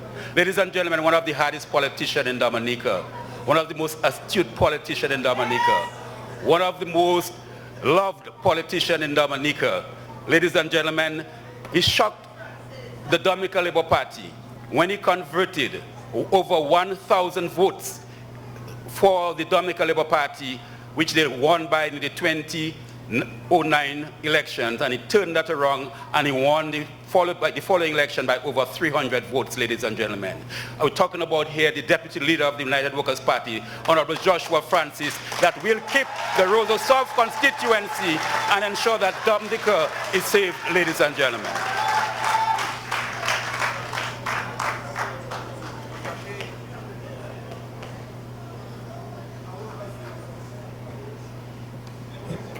Thank you, Mr. President. Allow me to recognize the parliamentary leader of the opposition, the incoming Prime Minister of the Commonwealth of Dominica, the Honorable Lennox Linton. I also wish to recognize my colleagues and candidates for the United Workers Party Team Dominica in various constituencies, from the ladies to the gentlemen. And I also want to recognize members of the opposition in Antigua and Barbuda, the leader of the opposition and the leader of the opposition party, Ladies and gentlemen, brothers and sisters, Dominicans, good evening. It is indeed an honor and a pleasure to be standing here with you this evening to share the vision and the plans of the United Workers' Party, Team Dominica. We are on a very important journey, a journey to rescue Dominica, a journey to develop Dominica, a journey to advance Dominica from economic and social ruins to economic prosperity. But before I do so, allow me to recognize my constituents from the Roseau South constituency. I have identified a few of you. And with that in mind, I wish to share my love, my greetings on behalf of the Roseau South constituency to all Dominicans here in Antigua. I also wish to recognize my learned brother, Senior Counsel, Justin Simon. He's here with us, and I just want to recognize him.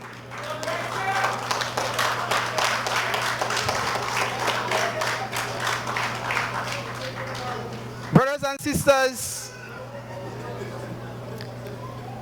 Dominica, we love Dominica. I saw someone with a Dominican flag, and I meant to borrow it. It's right here. That is, we give our allegiance to the Commonwealth of Dominica. That's what we believe in, and that's what we stand for. Dominica. And we love Dominica. And that is why the Honorable Lennox Linton has decided to sacrifice his life to stand for Dominica. That is why every team member, every candidate, including myself, without asking for favor, without asking for pay, without making any promise that when we form the government, that we shall be rewarded. Because we understand that Dominica is a beautiful place. This is a place that has taken care of us. Every adult here who was born in Dominica must have gratitude for Dominica. You came from humble beginnings, all of us. Most of us came from families with little. We worked very hard. Some of you remember when you went to garden. Some of us had to go to garden before we went to school. Some of us, from school, we had to sell our produce in our respective villages. We were humble, we were simple, but we championed honesty. We championed simplicity. We honored politicians because they stood for righteousness. Our politicians were selfless. Those were the days you did not hear about politicians being paid. Today, we have a Dominican Labour Party government that has contaminated and corrupted the political system in Dominica. Their candidates are allegedly being paid. Some were paid to step down, and some were paid to step back up.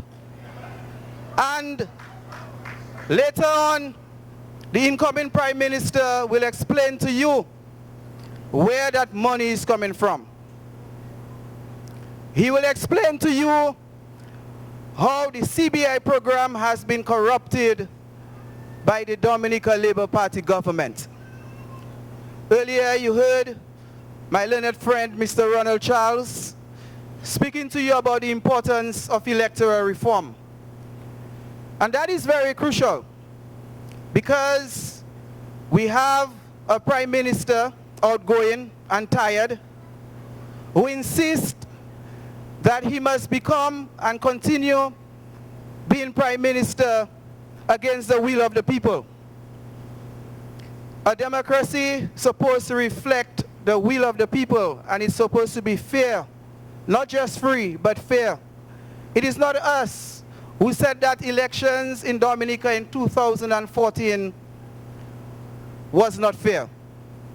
CARICOM and Commonwealth election observers stated that election in Dominica was free but not fair. And today, while we stand on the platform here in Antigua, we want to urge you to stand for righteousness. Righteousness exalteth a nation. Sin is a reproach to a nation. And when a party stands on lies, deception, and cheat, then that party obviously will attract negative energy to the country. And that is why tonight I ask every Dominican here in Antigua, do not be part of the Labour Party machinery of being bribed. You have a responsibility and a moral duty to Dominica, and that entails honesty. But it is what it is. And over the next few days and weeks, some of you may be approached to get a ticket to go back home to vote for the Dominica Labour Party. Let me say to you, brothers and sisters, the election law says that we ought not to be involved in bribery and treating. It is what it is. But tonight I want to say to you that should the Dominica Labour Party and its agents approach you and say to you they want you to go back home to vote for the Dominica Labour Party, I say to you to take the ticket. Take it and go home and vote for the United Workers' Party. And should you do that, it will not be bribery and treating. It will only be bribery and treating if you take the ticket and you go back home to vote for the Dominica Labour Party. Now tonight does not permit me to go into the legalities concerning the statement which I just made. But take it from me, as an attorney at law, you would not be in breach of the election laws in the Commonwealth of Dominica. But more so, I want to say to you that over the next few weeks, the election will be announced. And I want everybody in here to start providing for that election day. Put your money aside. Get ready. And when the time comes, go home and support the United Workers' Party Team Dominica. But tonight I also want to put another responsibility on you, and that is to become an active campaigner for United Workers' Party Team Dominica. Find yourself in the social media space. Speak positive of your party. Defend your party, and more importantly, defend Dominica. Save Dominica. Convince all your fellow brothers and sisters here in Antigua, in Dominica, and throughout the world that there is only one party that is ripe to make Dominica prosperous, and that is the United Workers' Party Team Dominica. Brothers and sisters, pre-Hurricane Maria, Dominica did not grow. The Eastern Caribbean Currency Union has a target of 5% economic growth for all member states. And before Hurricane Maria, Dominica could not grow its economy beyond 1.2%, Maguisa. So while Antigua recorded over 2.7% economic growth in that same period, Dominica could not go beyond 1.2%.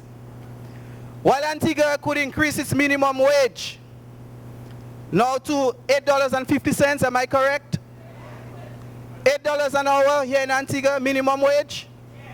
In Dominica, it is $4.05 after 19 years.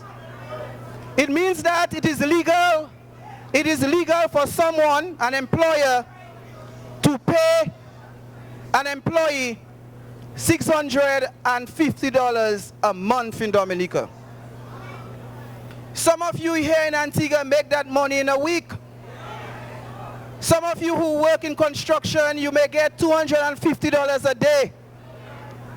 Someone who is more skillful than you may get only $75 a day doing the same job in Dominica. And that is one of the reasons why you're here. Because when you were back home, you found it very difficult for you to survive. Everybody wants money. Everybody wants to have a savings account. Everybody wants a decent job.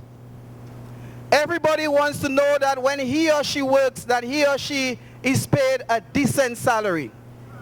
Unfortunately, we cannot boast that this is a situation in Dominica.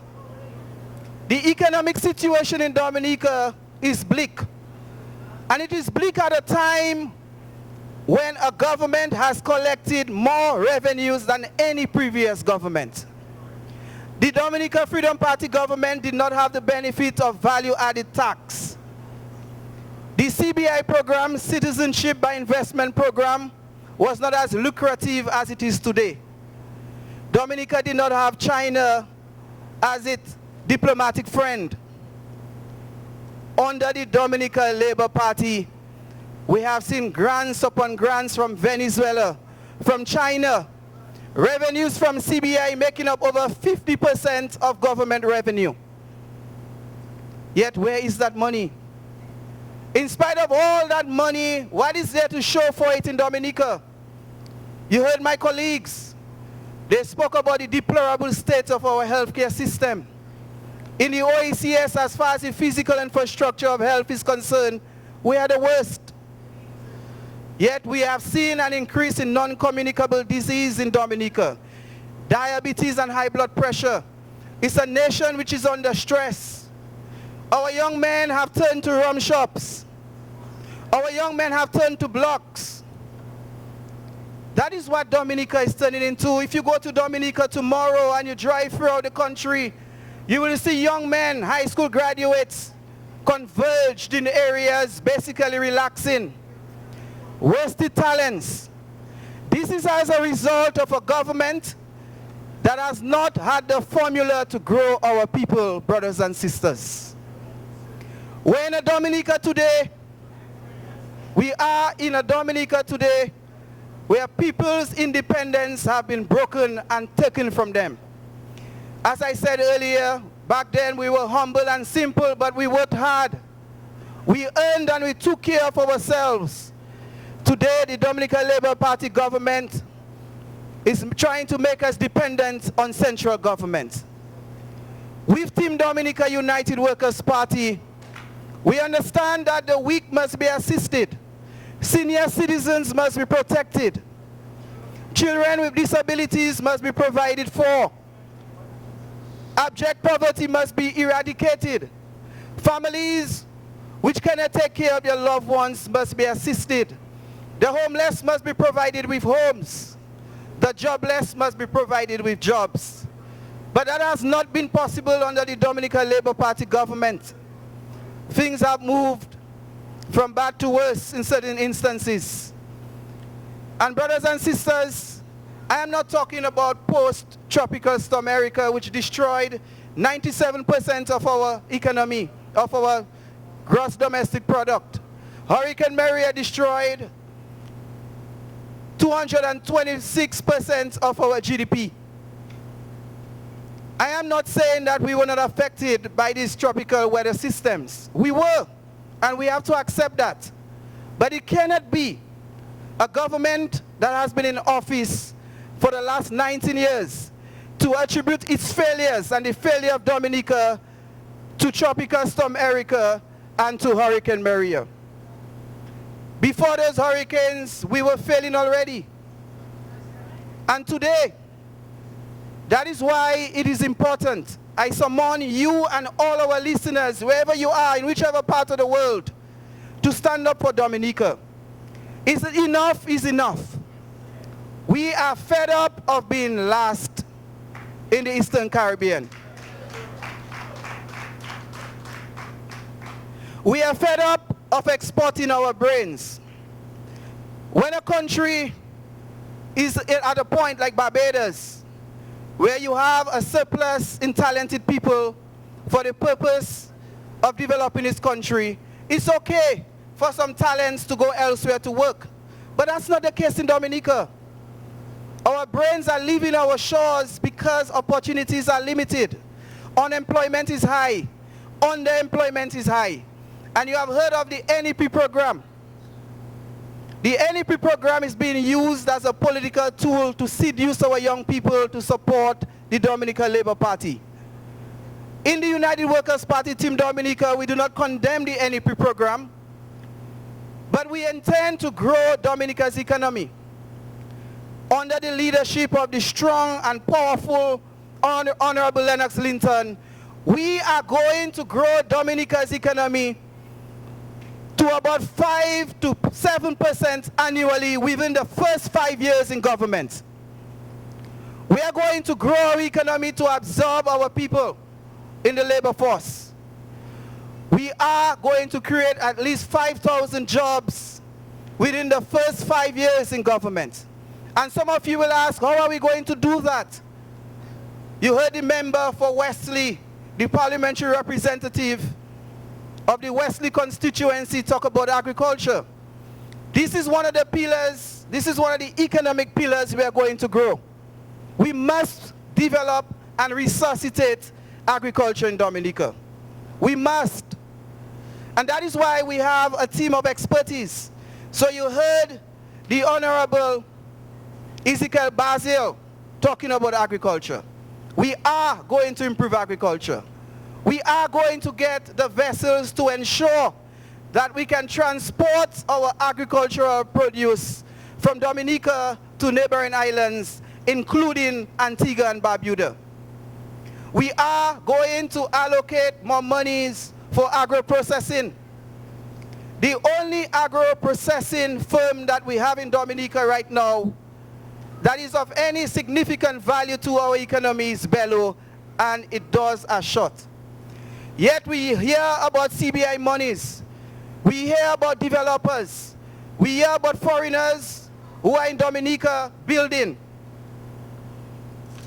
But what about Bello? What about Bello? Some CBI money could help to open the doors of Bello. Brothers and sisters, I don't have much time, but I want to say to you that Team Dominica United Workers' Party will grow Dominica's economy. Team Dominica United Workers' Party will create jobs. Team Dominica United Workers' Party will increase wages and salaries. Team Dominica United Workers' Party will create an enabling environment for the growth of the private sector, to create an environment to encourage foreign direct investment in Dominica. And Team Dominica United Workers' Party will create a Dominica to lower the cost of production, the cost of doing business, and as such, you Dominicans in Antigua will find it fit to open a business should you wish not to go back in person. We will ensure that we invest in renewable energy. You have heard about the geothermal project. Over $60 million have been expended on that program, and to date, not even a torchlight we can give energy from the project. We will invest in renewable energy to lower the cost of doing business in an effort to grow Dominica's economy. So brothers and sisters, I want to end by saying to you, stand with us, stand for righteousness, stand for Dominica, stand with the Honorable Lennox Linton. He's an honest man, a man of integrity, a man with a vision, a man who has been able to create a teamwork that is necessary for the economic and social salvation of our country. Stand with him, stand with our team, stand by our side, contribute one way or the other, whether financially or spiritually. We need you, we need your support. I have no doubt that when the bell is rung, that the United Workers' Party Team Dominica will be the next government of the Commonwealth of Dominica.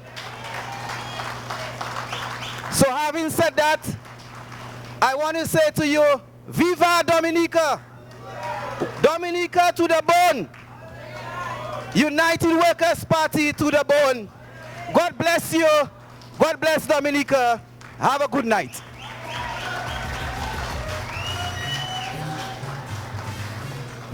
Thank you, Honorable Francis. Ladies and gentlemen, before...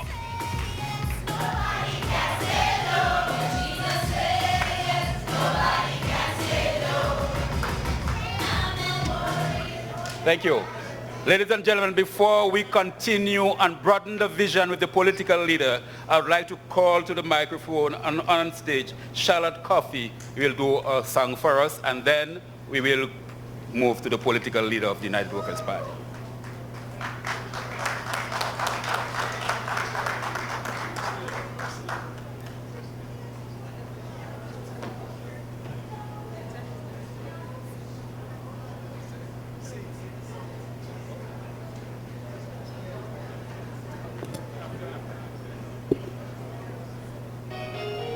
Praise.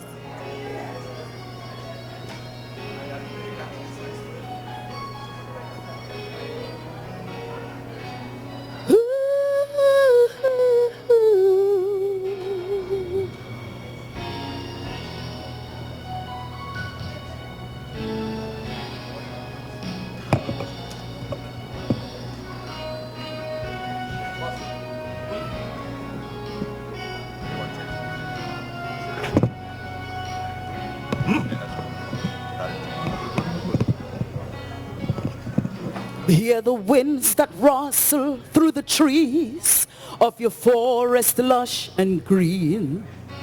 All around I hear the music sweet and clear. In the early misty mornings, the lofty mountains sing your praise. Sparkling rivers, pools and lakes flow out your love. Dominica, God's arms are stretched before you. Dominica, and through the winds and rains he cries. Dominica, he says his love to a land so pure and free. Come now and serve him, you are his nature. You've been standing for so many years like a green and fearless giant, while other nations scorn your rugged mountains high. God wants to shine his face upon you, yet you turn your eyes aside, trying to change his blessed creation. How you long to be like them, and your little children who used to laugh and play are now enticed by Satan's wiles through globes of light. The movies influence their lives. Well, violence and drugs, they're no more movies, they are now reality. Where are we heading, Dominica? Can't you see? Dominica, God's arms are stretched before you. Dominica, and through the winds and rains he cries. Dominica, he sends his love to a land so pure and free. Come now and serve him, you are his nature. It's not too late to make a brand new start. Push away the bands of sin. Don't let this moment slip away. Lift hearts and hands towards the King. Dominica, God's arms are stretched before you. And through the winds and rains he cries. Dominica, he sends his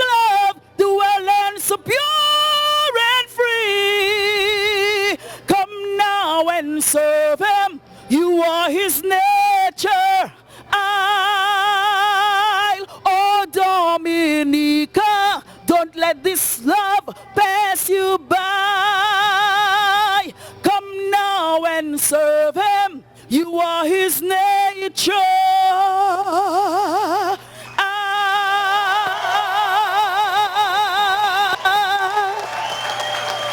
You are His nature.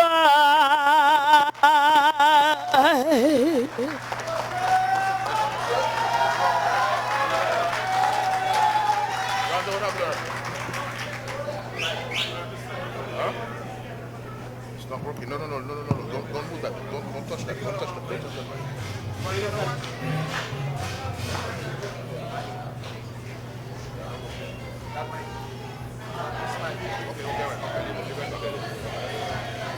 Yes, ladies and gentlemen, what beautiful talent, what a beautiful voice, ladies and gentlemen. Wife of the next parliamentary representative for the Grand Fork constituency, Dr. Charlotte Coffey, ladies and gentlemen. Ladies and gentlemen, we are at the stage where leadership, the top of the leadership, is about to address you. Honorable Lennox Linton has been challenged, he has been abused verbally in all manners of ways by the Dominica Labour Party, and regrettably, someone who should know better, a senior counsel here resident in Dominica, in Antigua, Barbuda. We all know him, and I'll call his name, Anthony Astafans. But ladies and gentlemen, we know that the Honorable Lennox Linton, leader of the opposition in Dominica, has done a lot, although he's not yet at the leadership in Dominica. He has caused hundreds of thousands of dollars to be returned to the Treasury. And more recently, he has smoked out the Prime Minister with respect to missing funds that we have with respect to the CBI program. An honest man, a capable man, an experienced man, the man that will lead Dominica out of the problems that we now face, the problems of bad economic and mismanagement, and most importantly, incompetence in the top leadership of the country. I invite to the podium to address us, the leader of the opposition, the Honorable Lennox Linton, and political leader, the next Prime Minister of the Commonwealth of Dominica, ladies and gentlemen.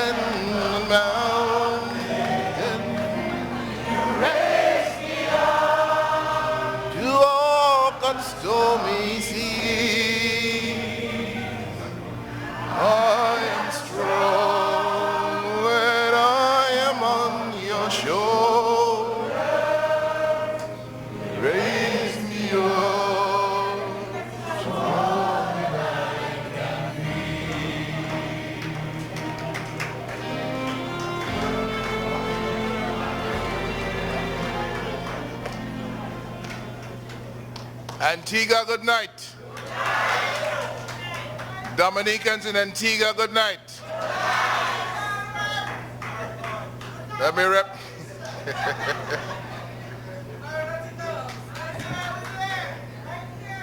Let me recognize the Honorable Leader of the Opposition of Antigua and Barbuda. Good evening, sir. Thank you very much for joining us. Let me also recognize the political leader of the United Progressive Party in Antigua. Good evening, sir. Thank you. Thank you very much. Also recognizing former parliamentarian Chester Hughes.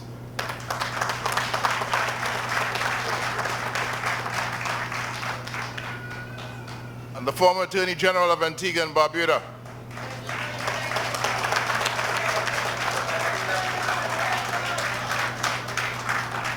Justin Simon was the keynote speaker at the inaugural convention of the United Workers' Party back in 1988.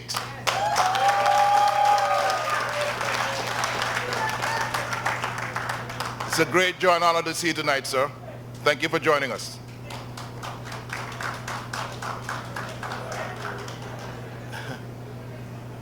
My colleagues here at the head table and my colleagues in Dominica as well want us to big up in a very special way Unica Anthony Victor, who has provided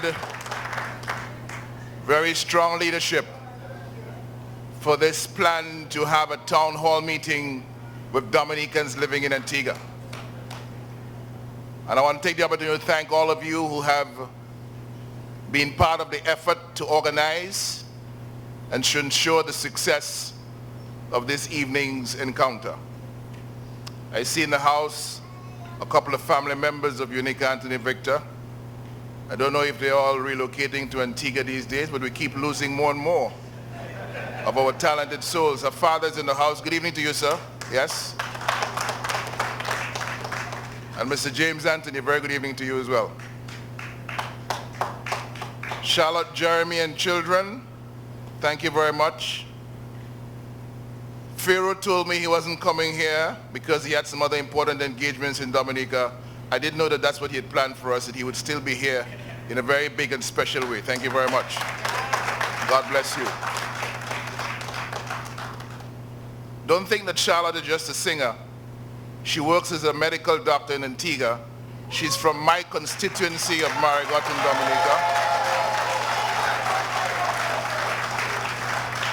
And another example of how we lose our brightest and our best as we struggle to survive in Dominica. Emmanuel Maynard, good evening, sir. God bless you.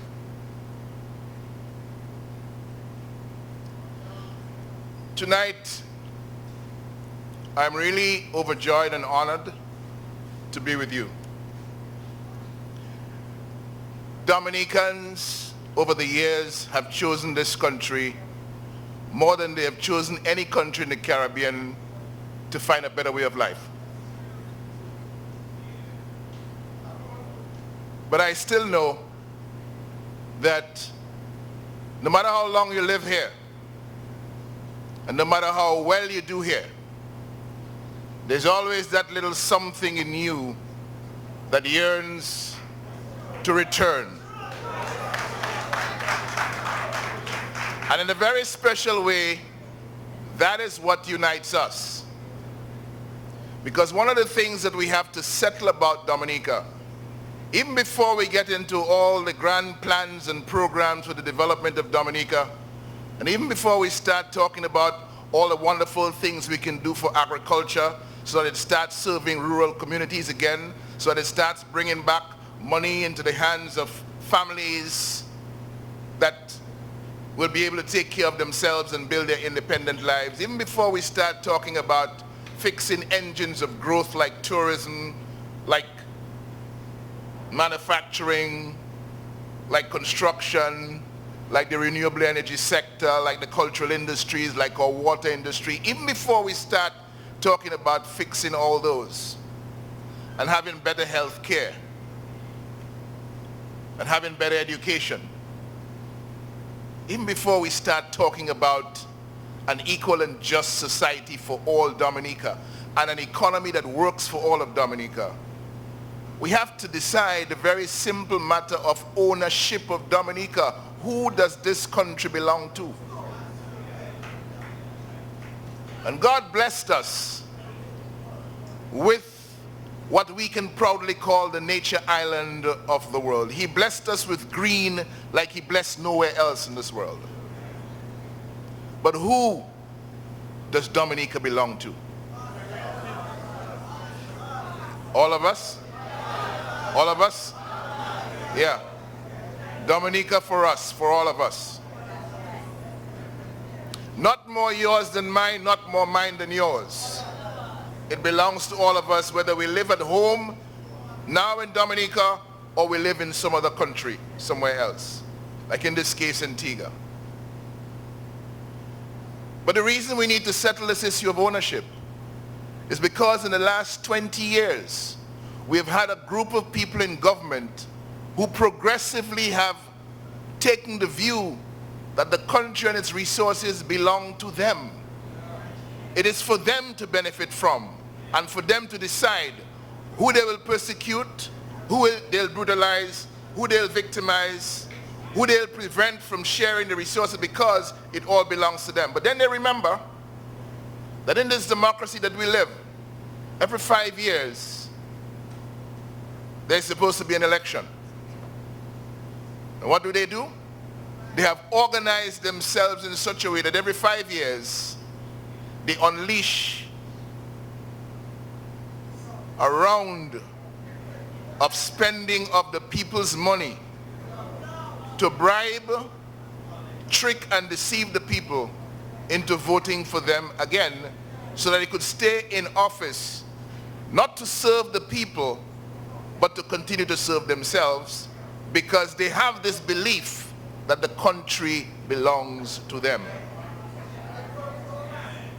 Political office gave them this privilege of believing that it is their country, that their mother or their father left for them, that they can do what they want with, and everybody else must follow their dictates. We need to settle this ownership issue for Dominica. And as you said tonight, the country belongs to all of us. But if you recognize that the country belongs to all of us, and you understand where it is we are today in Dominica, you immediately accept responsibility to protect what belongs to you. You immediately accept responsibility to save your country. Because as these people who believe they own Dominica have gone about their business in the last 20 years, they have progressively destroyed the land you love, the land we all love. And tonight, I want to share with you a few thoughts on where we are and why we are where we are. So here we are in Dominica in 2019. We have an economy that does not work for people, but it works for those who believe the country belongs to them. Every day, every week, every month that passes by in Dominica, in the last 15 years especially, the struggle to survive has become harder and harder. We have a massive youth unemployment crisis in Dominica. Joshua Francis pointed out the low wages, the lowest minimum wage in the OECS, and a cost of living that continues to rise. People living in more and more grinding poverty and greater dependency. At a time when we have greedy millionaire ministers, we have organized crime in government, our healthcare standards are declining from the days when we used to be recognized around the world as a pillar of primary health care. And our freedom and democracy is under attack. The liberties that our forefathers left us with those that they fought and died to make sure we enjoy today, are being attacked in the Commonwealth of Dominica by this group of people who believe that the country belongs to them. And you know, you need to listen carefully to what the man in charge of government in the last 15 years has to say every now and again. This one now, no, we have no sound, unfortunately. No, we have no sound. But this gentleman is telling the people of Dominica, for example, that he doesn't know anybody in the country who can afford to give their children what they want. This is after his government of 20 years. He also says that he has health care. If anything happens to his children or himself, he can fly them out of Dominica. And he asked the people of Dominica, what about you? He also says he is the one who runs things in Dominica. And he also said, after Maria, his government had no responsibility to help anybody. Remember, this is a man who is in charge of the public purse. And into the public purse comes taxes. Into the public purse comes loans, comes grants, donations from people overseas who want to help us recover after a storm. Into the public purse comes monies from the sale of our passports. He has all that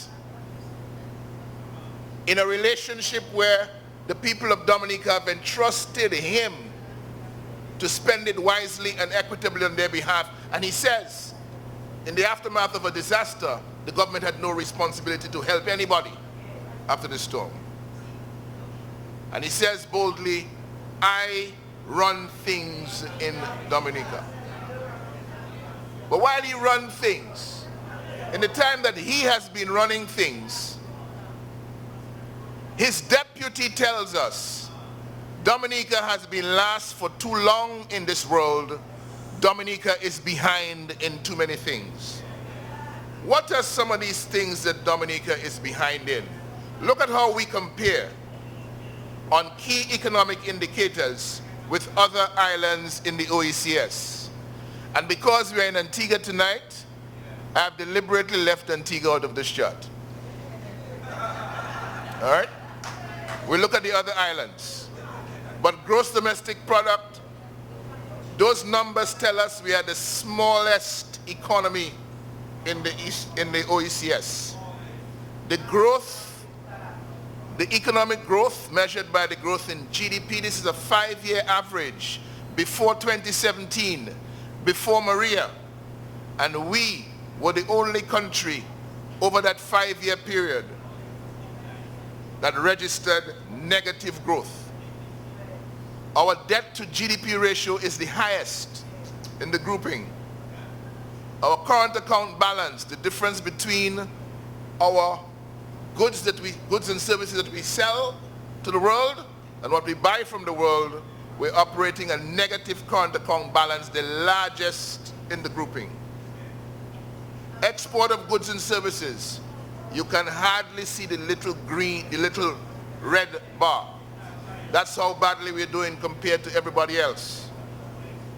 Credit to the private sector. This is where we're supposed to be providing money, or people with entrepreneurial talents and skills in the private sector are supposed to be getting money from the banking system to do things. We are doing the worst in the grouping. We are lending, we are finding the least money for private sector activities that can drive economic growth. Foreign direct investment. Foreign direct investment. Can you see the red bar? No, I don't think you can. I don't think you can. But every time you listen to some representative of the government of the last 20 years, they tell you how wonderfully well Dominica is doing and how Dominica is doing better than most countries. in the Caribbean. The numbers, the truth, the facts tell us a completely different story. And so these indicators tell us where we are. Dominica is not looking at the countries that are progressing and doing well. Dominica is following a failed experiment in our Caribbean area. We have been under this government of the last 20 years, Venezuelaizing the economy of Dominica. What we have seen as we mimic Venezuela is an electoral process that lacks legitimacy. It does not comply with international standards, and it has no guarantees for free and fair elections. What is happening in Venezuela, we see it happening in Dominica as well. In Venezuela, the government there has been using poverty to force people to beg and depend on the dictator so he can buy their votes with handouts. Ladies and gentlemen, we have the very same thing happening in Dominica, and it is happening right now more than ever in this election season. We see in Venezuela the persecution, the brutalization of political opponents, the victimization of critics, and the destruction of dissent. It's happening in Dominica right before our eyes. Just last week, our colleague, the Honorable Hector John, representative for the Salisbury constituency, was arrested on bogus charges of incitement. I am before the court on bogus charges of incitement. And every time, if you want to see the police in full force in action, just say that we're having a public meeting, or you want to go on the streets to demonstrate. Everywhere else around the world, in democracies, in the civilized world, the right of people to protest and to dissent is respected and upheld. In Dominica, it is being criminalized because those who are in government and have been in government want to maintain their hold on government, and they want nobody to say anything. As a matter of fact, Roosevelt Skerrit says he doesn't need any opposition. And he also says there's no need to criticize him, because if you criticize him, then you're criticizing God. He makes that statement. He makes that statement in a country of Christian people of good conscience. A country that says, après bon Dieu, c'est la terre nous. After God, our earth. And he tells you, don't criticize him, criticize God, because whatever he does, God told him to do it. And he does some very disgraceful things, like suggesting that if the people of Dominica were to vote for Lennox Linton and the United Workers' Party, then the blood of Dominica will be on their hands. And he also advises constituents in a certain constituency of Dominica, when the United Workers' Party people come to their homes, to throw hot water on them. I don't know, ladies and gentlemen, anywhere else in the Caribbean that a leader of government or a politician, whether they be in opposition or in government, could get away with a statement like that.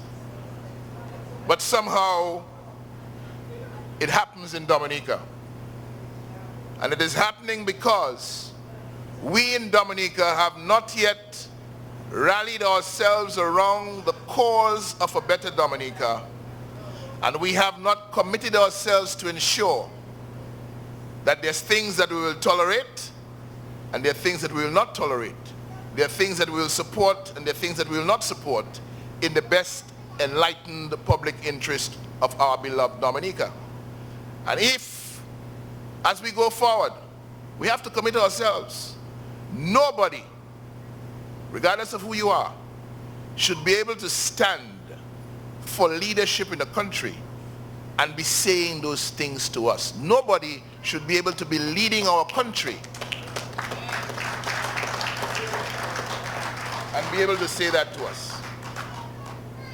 It is because we love our country, yes, but we have not yet substantively and seriously taken on the responsibility of defending our country from rogues, from vagabonds, from people who will hurt Dominica for their own selfish interests.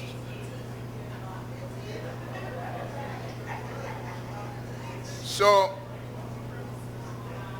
the gentleman gets upset when we ask him questions, but you know, he gets upset, but we have to ask him about the monies that he has for us. We have a very serious issue in Dominica now where $1.2 billion of our money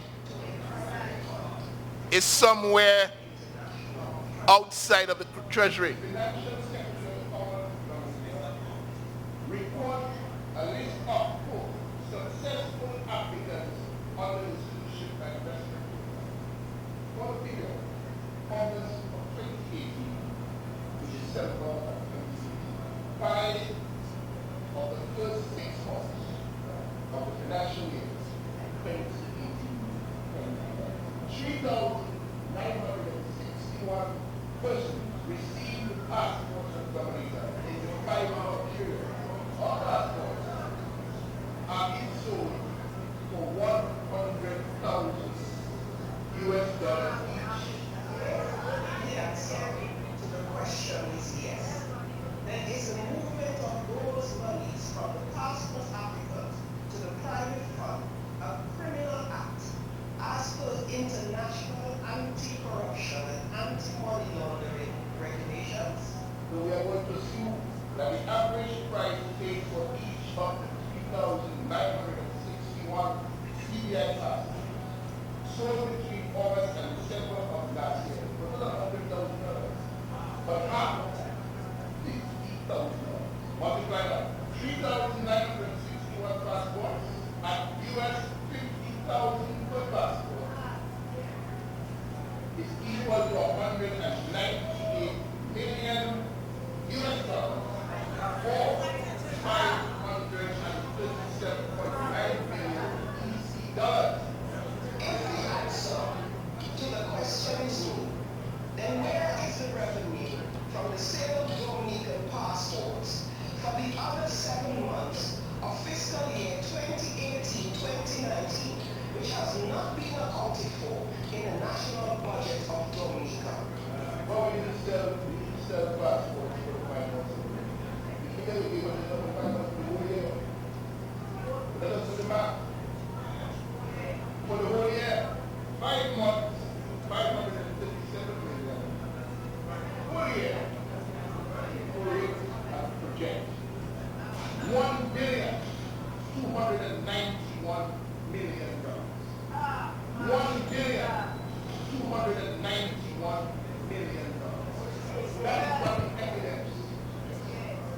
How did we end up with only $226 million over $1 billion?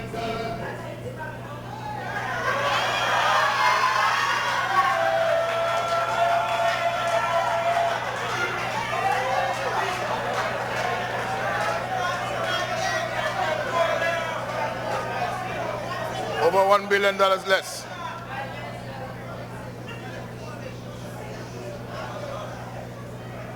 I don't know why we have no sound in this.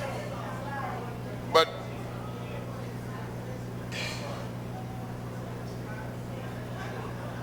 Dominica deserves better. I'm sure you'll agree. So yes, we know, especially on this team, we know what needs to be done to fix the society, make it better for all, and we know what needs to be done to fix the economy of Dominica to make it better for all. But we can be doing a lot of things for the economy, but still not bringing Dominicans into the development of themselves and their country. And I'll give you an example.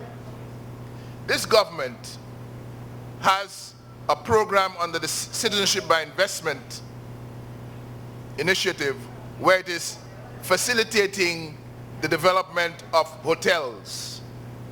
So it uses the sovereignty of Dominica to leverage money, to get money, to put in the hands of developers so they can build hotels. And there's an example of that in the Portsmouth area where we're in the final stage of completion of what is called a Kempinski-style hotel resort. We found out recently that the government had given 800 passports or 800 citizenships, family citizenships, at $220,000 US each to raise the money to build the hotel. The hotel is nearing completion, and two of the individuals with the developer company called Range, they have made off with $60 million US before the hotel has welcomed its first guest. I don't think you heard me. So I will put the figure now, because you look a little bit stunned, as though you don't believe what you're hearing. 163 million EC dollars to two individuals in the development company for that hotel in the north of Dominica before the hotel starts operation. That money is money from the sale of Dominican passports. It goes to only two individuals overseas by arrangement facilitated by the government under the real estate option of its Citizenship by Investment program. But it doesn't stop there. We know about these two individuals who have the $163 million of our passport money for the hotel at Portsmouth, because a third individual, Dominica's ambassador for oceans and seas at the UN, told us in a court filing in New York that he's entitled to a share of the money as well. We have learned that his share is somewhere in the region of $20.4 million. So when you add it up, 163 plus 20.4 million, you're up to $183.4 million for three individuals on one hotel project in Dominica. None of these individuals are Dominicans. Now you tell me, who is the project benefiting? Dominicans will work there. They're going to work for $4.05 an hour minimum wage. If we don't get into office, that's exactly what is going to happen. After these foreigners have made off with hundreds of millions of dollars, the hotel is going to be struggling to survive with Dominicans working for minimum wage, $4.05 an hour. And that is being done by people who tell you they love Dominica. They love their country. They love poor people. They want to help them. So they bring handouts. And we say very seriously, nobody who does that level of injustice to Dominica and is so brazen in profiteering to that obscene level on the backs of Dominicans can claim to love poor people. They can only claim to love people to be poor, because that's exactly what they're doing in Dominica. They're creating poverty out of decent, hard-working human beings.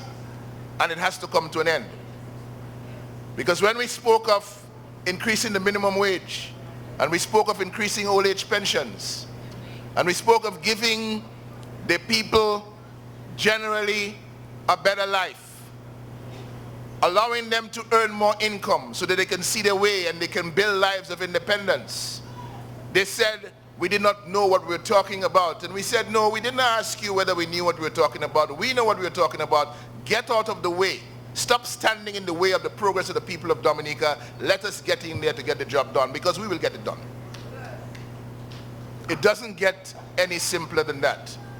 But we have a challenge before us, because now the people who are taking hundreds of millions of dollars from the people of Dominica to enrich their friends, their foreigners, and themselves by extension, do not want the privilege to end. So they're going to spend any amount of money that they have in order to ensure that they trick and deceive people into voting them again.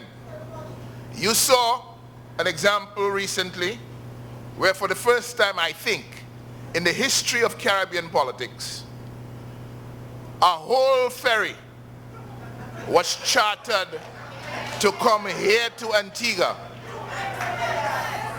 for a political event of the Dominica Labour Party in Antigua. I do not know whether it was felt that they were not able to attract numbers from Dominicans living in Antigua. And so they had to bring their crowd, pay for a crowd to come up to clap for the Prime Minister when he spoke. So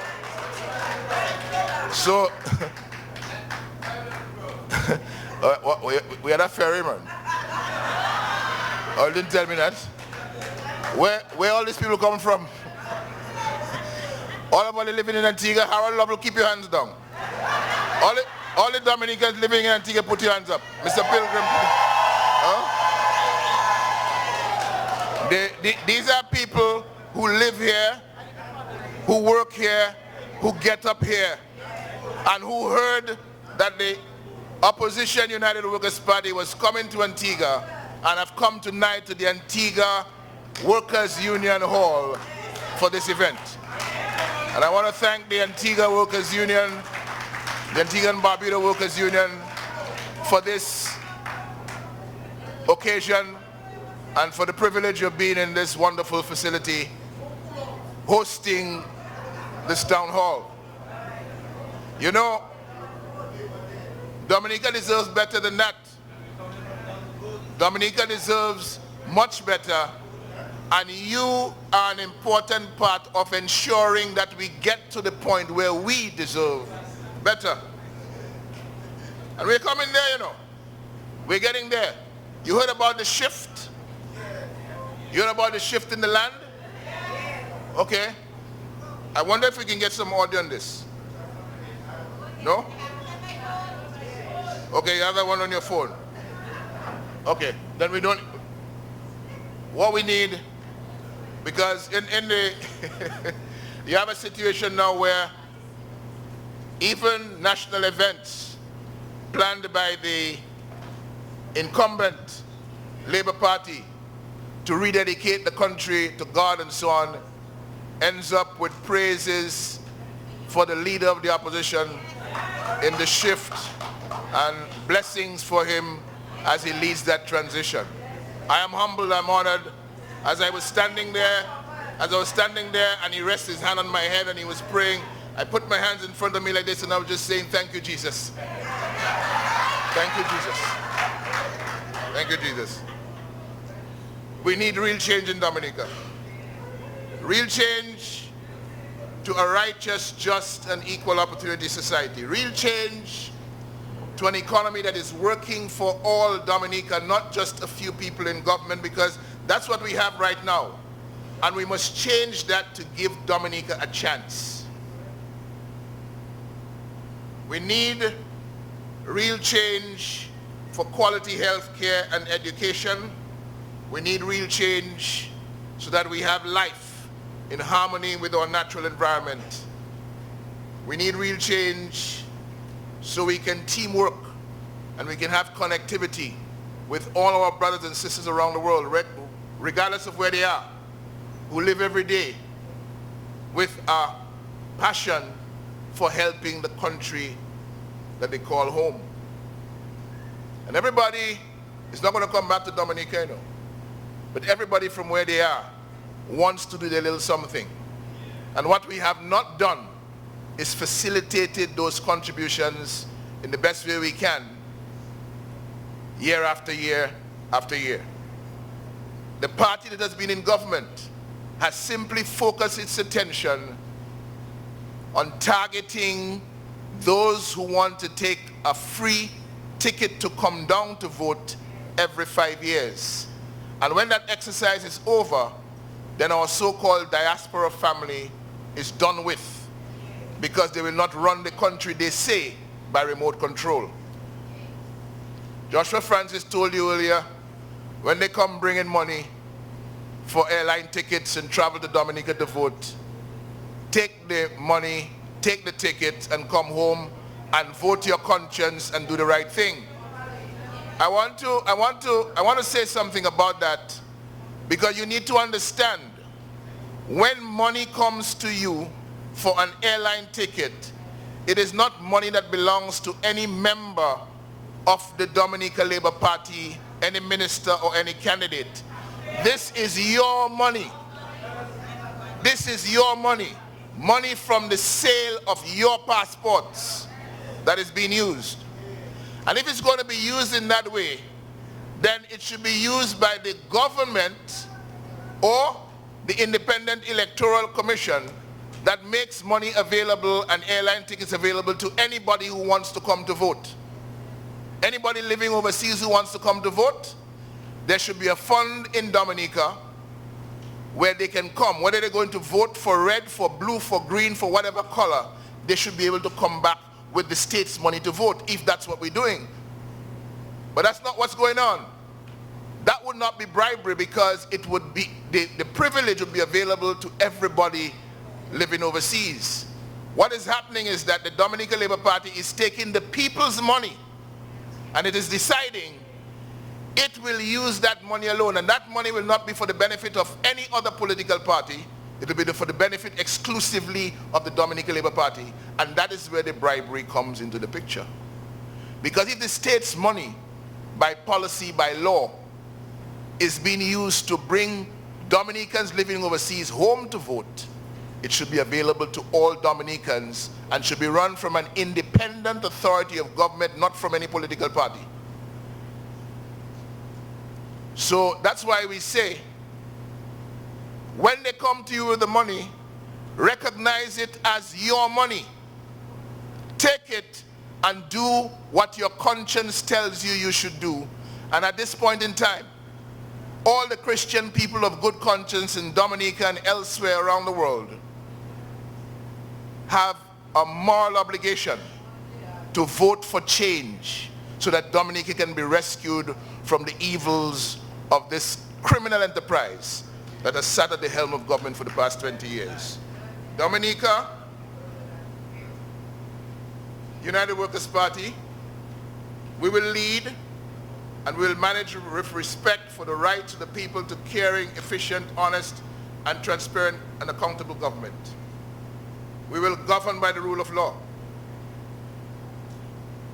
We'll include people in our policy formulation and decision making.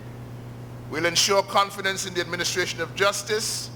We will stamp out corruption, and we will restore the dignity of Parliament as a principal governance body for the well-being of all.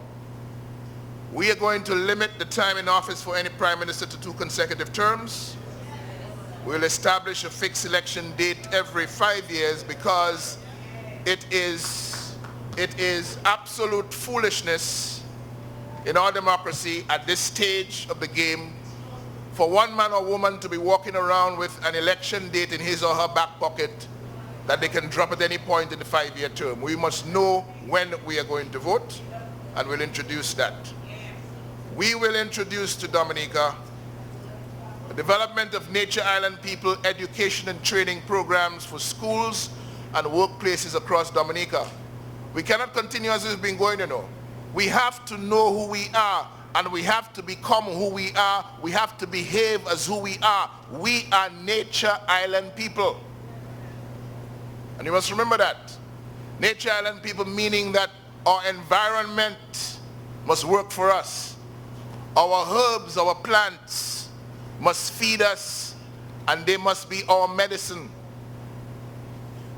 They must keep us healthy, they must keep us strong, and they must help us to build our lives and grow our wealth by selling what we have to the global community and doing it well.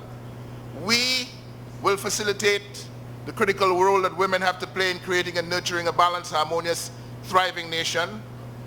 We will secure our children from neglect and abuse, and we'll ground them in the discipline of global citizenship.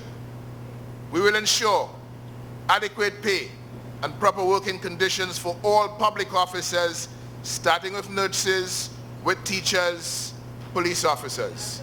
It cannot be that we can think about building a country in which nurses don't feel that it is worth their while to take care of our own in Dominica, that they are more comfortable doing it somewhere else because the pay is better.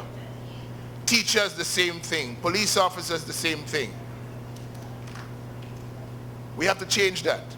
And one of the ways of doing it is to immediately bring the payment for public officers across the board up to par with what they would be making in any other Caribbean country. And we are no longer listening to any foolish talk, any idle talk about we don't have money, it can't be done. Any country that can allow 3 individuals to make off with $183.4 million on a single hotel project has enough money to take care of its elderly, has enough money to employ its young people, has enough money to ensure that the working population is not largely a working poor population, but a working population that is thriving, that is prospering, that is doing well. Let's get real in this country. Let's stop raping and plundering what we have for the benefit of a few and then come back to complain that we are poor. We are not poor.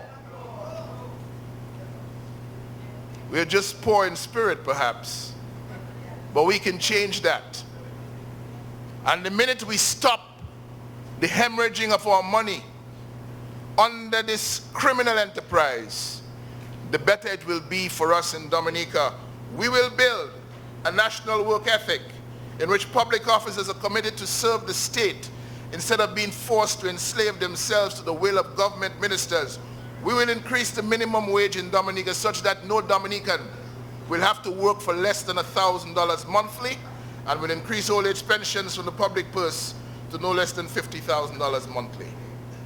Our commitment is to create a success story of Nature Island citizen engagement and participation that brings government, people, businesses, civil society groups, and neighborhoods in a collective effort to make Dominica the real, authentic, one and only nature island of the world. And if we are the nature island of the world, there are certain things that we do not do. You know, if we follow the rules and the laws of nature, rivers don't drink their own water. The sun doesn't shine for itself. We are there for each other.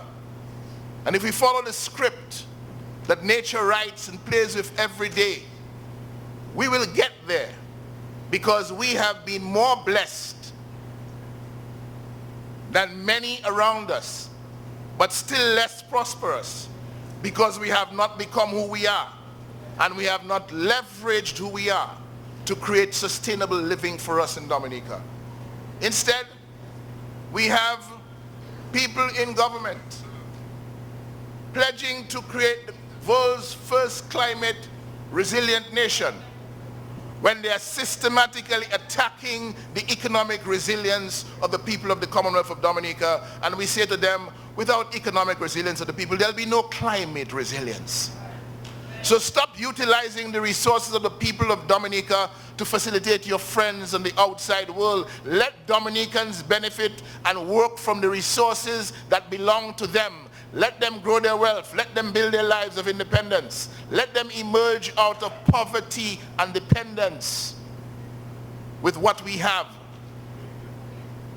And while they're doing that, They have their own Category 5 and 6 hurricanes ravaging the country. When you take $1.2 billion from an economy and you put it somewhere else, that's Category 5 hurricane business, boss. Category 6 even. So we'll change that. We have to establish a nature island context for education and healthcare, and we have to ground education and healthcare in the scope and the human development benefits of our natural resources. We have to infect our culture with the values, the attitudes and behaviors that will allow our ecosystems, our biodiversity, to support our sustainability. We will dutifully establish disaster prevention and management systems that will prevent loss of life, avoid fatal damage to administrative, social, and economic systems, mitigate damage to public and private property, and achieve speedy recovery and reconstruction. We had a very ugly experience post-Maria, where the world rallied to our cause. We didn't know until recently that we had enough money to buy out a supermarket in Barbados.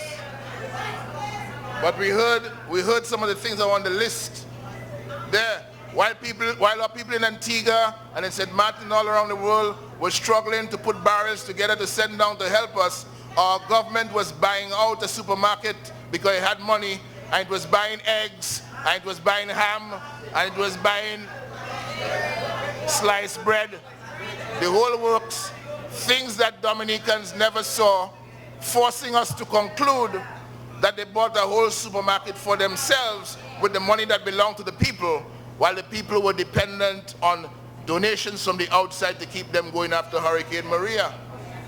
That's not love for poor people. That is wickedness in any way, shape, or form, and we need to get rid of it.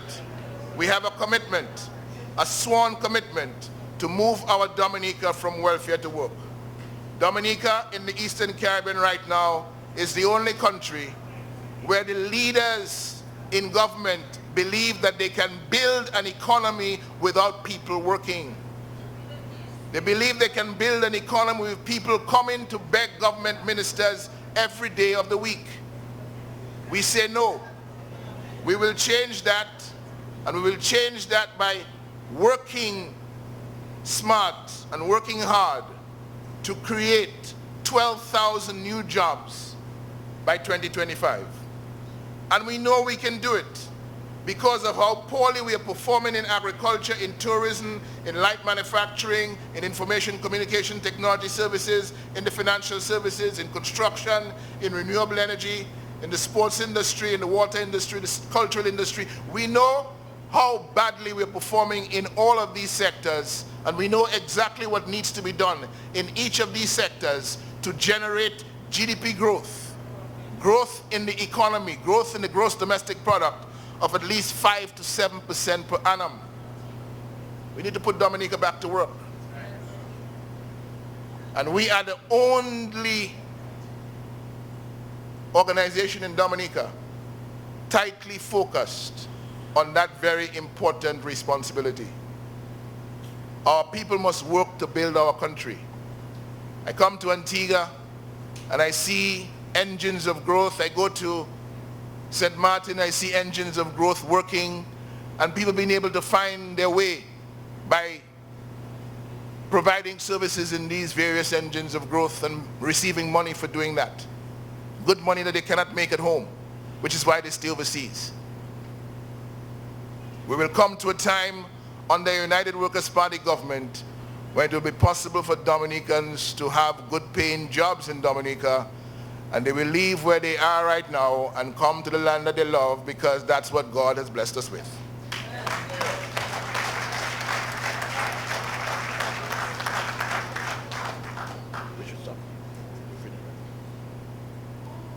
So I really want to thank you for coming out tonight. There's a lot to share with you, but as you understand, time is limited. But we'll keep talking. Keep following us.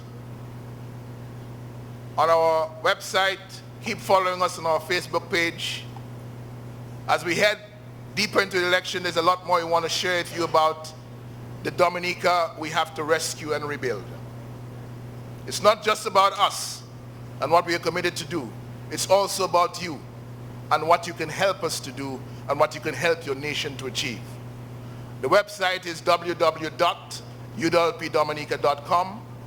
We have a wonderful organization here in Antigua of Dominicans who support the movement for real change.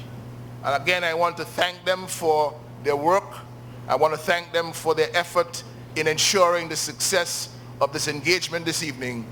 There will be more of this, perhaps not face-to-face like this, but you'll be seeing and hearing a lot more of us. I invite you to come down to Dominica, put your time aside, put your leave aside, reserve your leave, put your little money aside for your ticket, and come down to vote for change in the upcoming election. We are not providing airline tickets for anybody to travel, nor are we providing ferry tickets either. To do that would be to involve ourselves in an act of bribery under the laws of Dominica, and we will not do that because we are a law-abiding party, and we don't believe that dollar bills should vote. We don't believe that dollar bills should vote. We believe that people should vote their conscience, and people should vote based on their honest assessment of where the country is and where the country should be heading. But we also remind you that whether bribery in elections is a crime or not, and whether the payment of airline tickets to come to vote in Dominica is a crime or not, the criminal enterprise of the Labour Party will do it nonetheless. It is up to you to dissuade your brothers and sisters in Antigua from Dominica from going down that road. It is a very dangerous road which places our democracy at risk, which places our freedom and the development of our country at risk, and you should not stand for it. That's what I leave with you tonight. I also leave with you the words of the 2019 Calypso King in Dominica, King Dice. The same mouth that say, when man do wolf the pay, fire them on the spot. So on election day, when we come out to play, they go see how the fire hot. And this man actually told us, Skerrit actually told us, we are the bosses of Dominica with our vote. And if people are not working for us, what do we do? I didn't hear you. I didn't hear you. Yeah. The Labour Party has not worked for the people of Dominica. Skerrit has not worked for the people of Dominica. They're working for themselves. They're doing very well for themselves. It's time to fire them. Thank you. God bless you.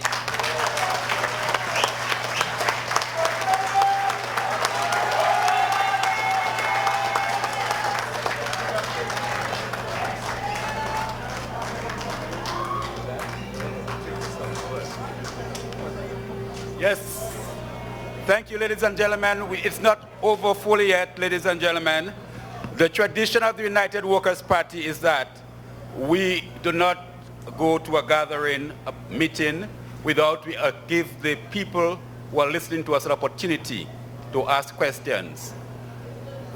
You have received from the political leader a broad overview of the direction that United Workers' Party wants to take Dominica once you put us in office. The detailed plans, strategies will come, and it will be in our manifesto. What you have had is a broad overview. At this point in time, we'll invite you, those of you who want to pose a question or make a statement, and recognizing the time, try to be brief and to the point as much as possible. Thank you very much. Good evening, everyone. Good evening. Well, to start off, on behalf of everyone living in Antigua, all Dominicans residing in Antigua, we'd like to thank you, Honorable Lennox Linton, as well as your colleagues, for keeping the faith, for keeping the strength, because we know it's not easy when you have a government in power and they do not support you, how they can make your life a living hell. But regardless of that, you stood firm and you fight for Dominica. We are here today not for the United Workers' Party, neither is it for Red Against Blue. We are here for Dominica. Yes, yes. Because we know what our country is capable of. That's right. My brothers and sisters here in Antigua, we come in Antigua for opportunity. Opportunity that we are capable for providing for ourselves. Antigua has sea and sand, and look at how much uses they have made of it. Yes, sir. Yes. We have the soil, we have the climate, we have the people, we have the potential government.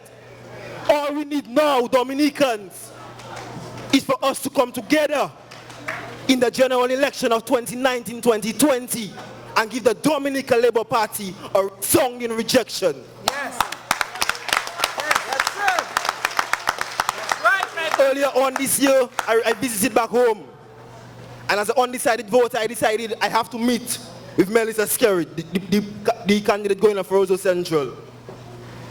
I sat in the office with this woman for 30 minutes. And within that 30 minutes, not one, and if I lie, God can check me now, not one potential strategy or potential goal she has for the Roseau Central community has ever been uttered from her mouth. Dominicans, this spoke a message to me.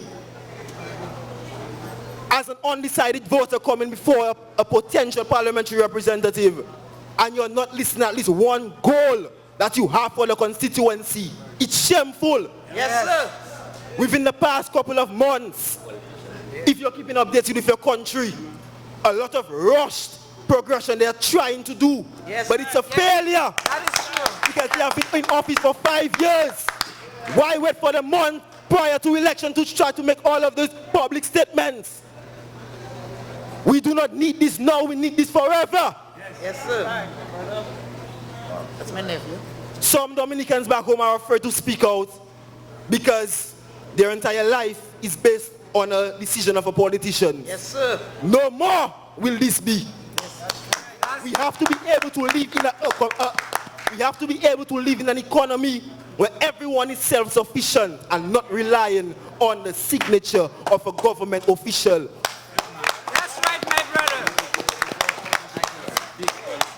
$4.05 an hour. Why that man not in Dominica? That man need to be in Dominica. Yes. Because government, you don't have the opportunity, sir. I want to be at my home serving within my economy. But because of the lack of the opportunity is why I was forced to migrate here. Yes. Opportunities that I know that under a United Workers' Party government will be.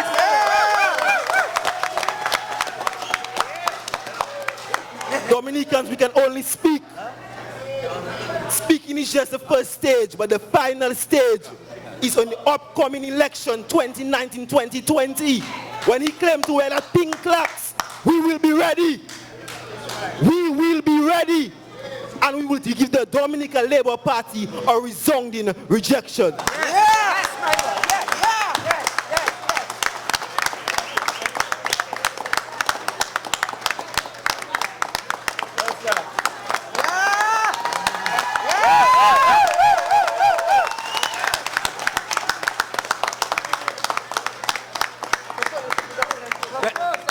Thank you, young man, for this powerful message and very convicted about what you are about to see. I thank you very much for the support and expression coming from a young man like you. Thank you very much.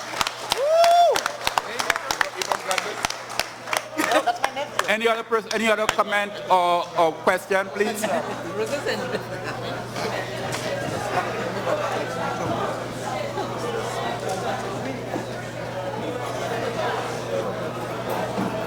Problems.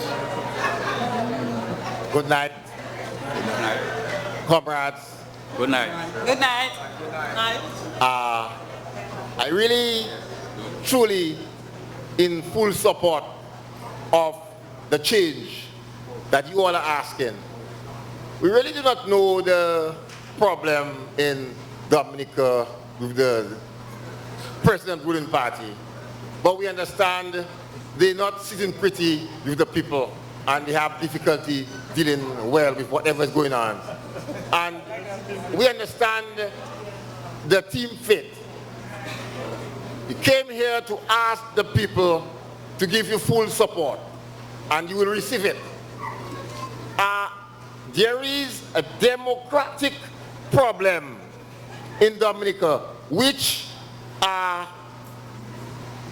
you all have to fix.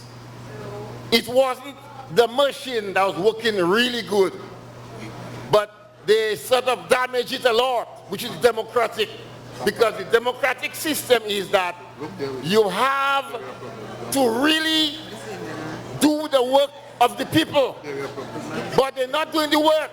So therefore, we'll understand that they have to go. Thank you. Thank you. Thank you. Thank you. Brothers and sisters, I'm a writer.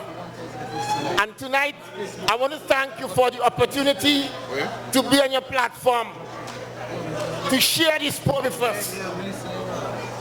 Thank you very much. Can I go ahead? Thank you. Thank you. All right. The poem is entitled, Our Youth.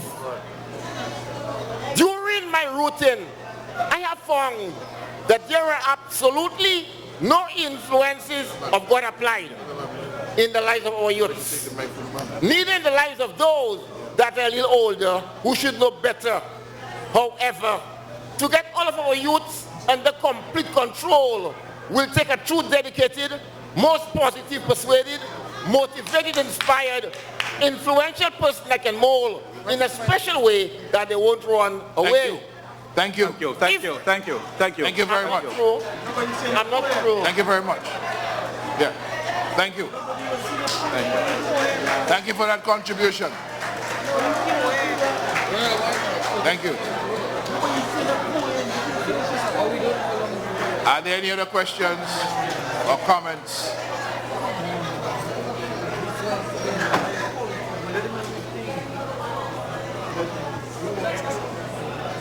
Do we have any other questions or comments?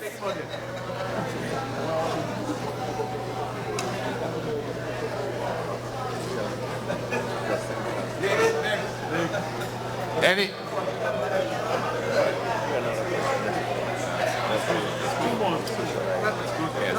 Okay. Any other questions? Yeah. All right. Thank you.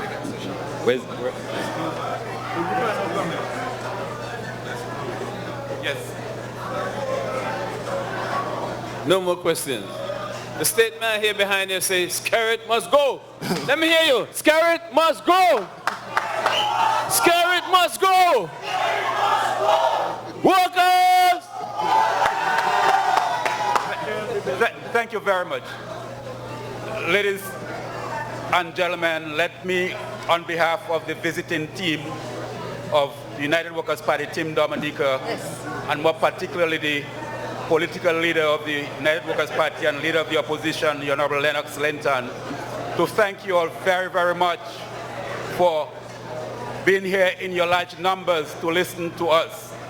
The fact that there are no questions suggests to me that you are in agreement with the proposals detailed by the United Workers' Party here tonight. We also want to say special thank you to Unica Victor and her team for the hard work and arrangement that they did to ensure that this meeting to be so successful that it has been, and that we want to thank them for the effort and determination. Patriotic Dominicans here living in Antigua, and I'm certain that when the bell is rung, I would expect to see many of them back in Dominica to ensure that this burden, this incompetent administration led by Roosevelt Skerrit is removed from office and will get Dominica back on the right path to development and sustainable development. Thank you very much, ladies and gentlemen, on behalf of the United Workers' Party.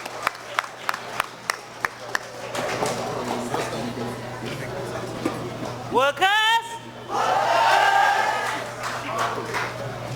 You have been a very pleasing crowd, and I want to say thank you for attending, thank you for your support, and thank you for Team Dominica for really coming here to explain what it is our foundation is.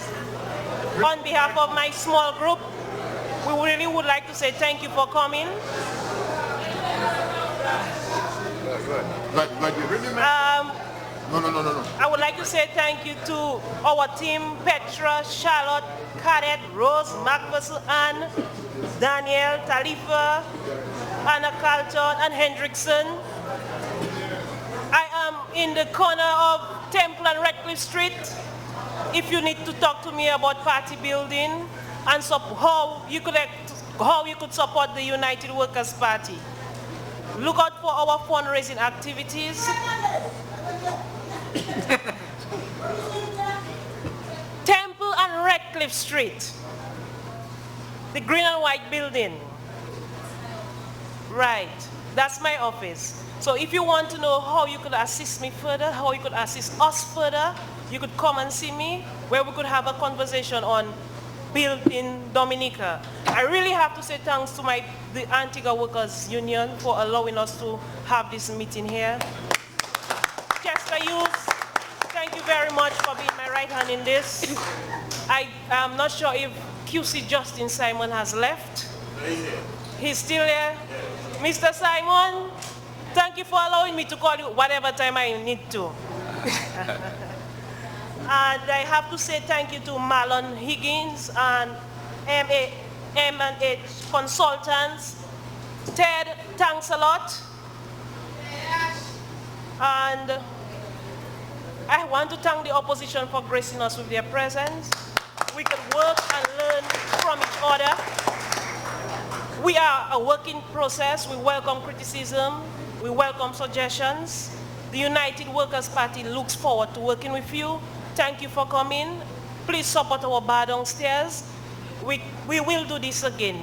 We will be raising more funds, so wait for the announcement. Thank you. It was so nice to see you all. It was very nice to see my colleagues. Nice to see you too. Nice to see you. Yes. Welcome to Antigua and Barbuda. Thank you. I hope you take some time to go to the beach tomorrow. That's what we have. That's what you have. Thank you for coming. All right, thank you.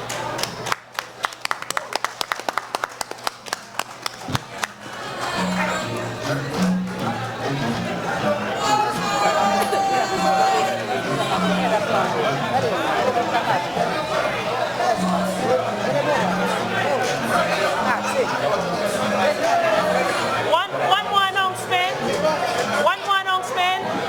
I understand some persons were waiting to see our Calypsonian dice. Unfortunately, he was unable to be here because he had some other engagements. But we have his music and we will be playing his music for you. Dice will come one of these days. Thank you.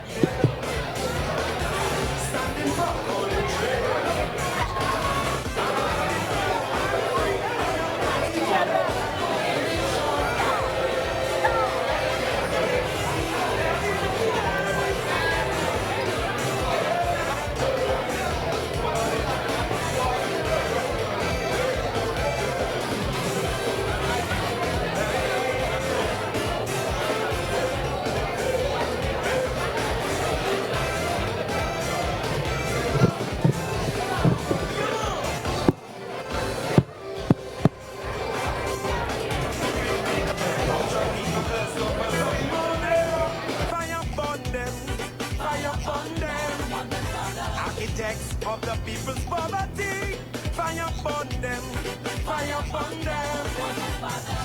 Businessmen crime tears, yes, they have seen $1 million.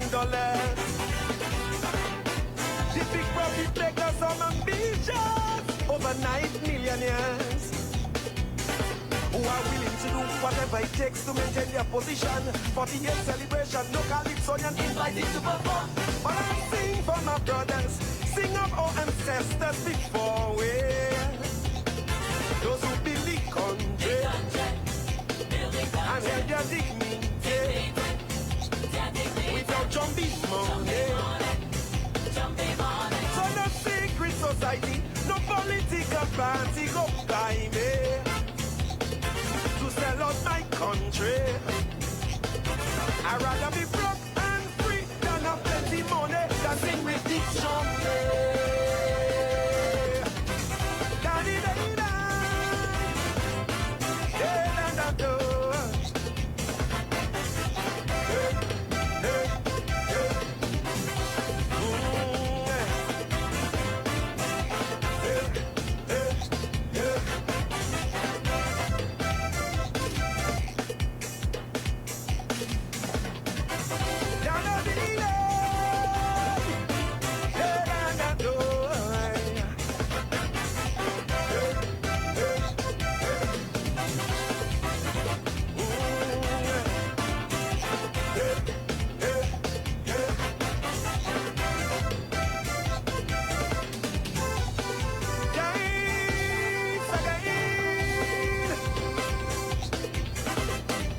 Money controllers in the country, fire upon them, fire upon them.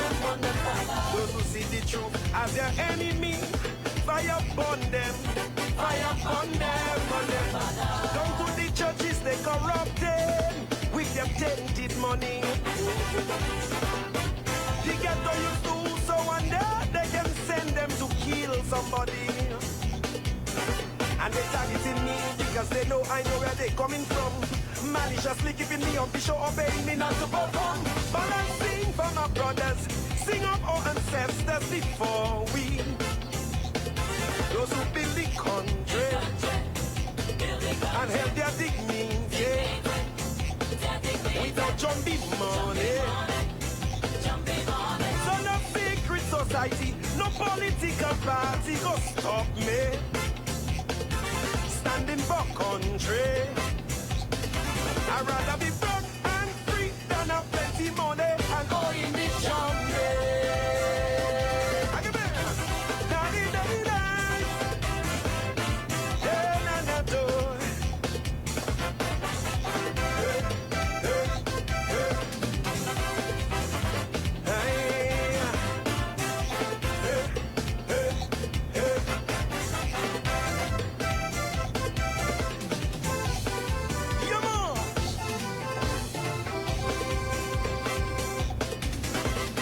Contract kickbackers, lovers of money, fire upon them, fire upon them.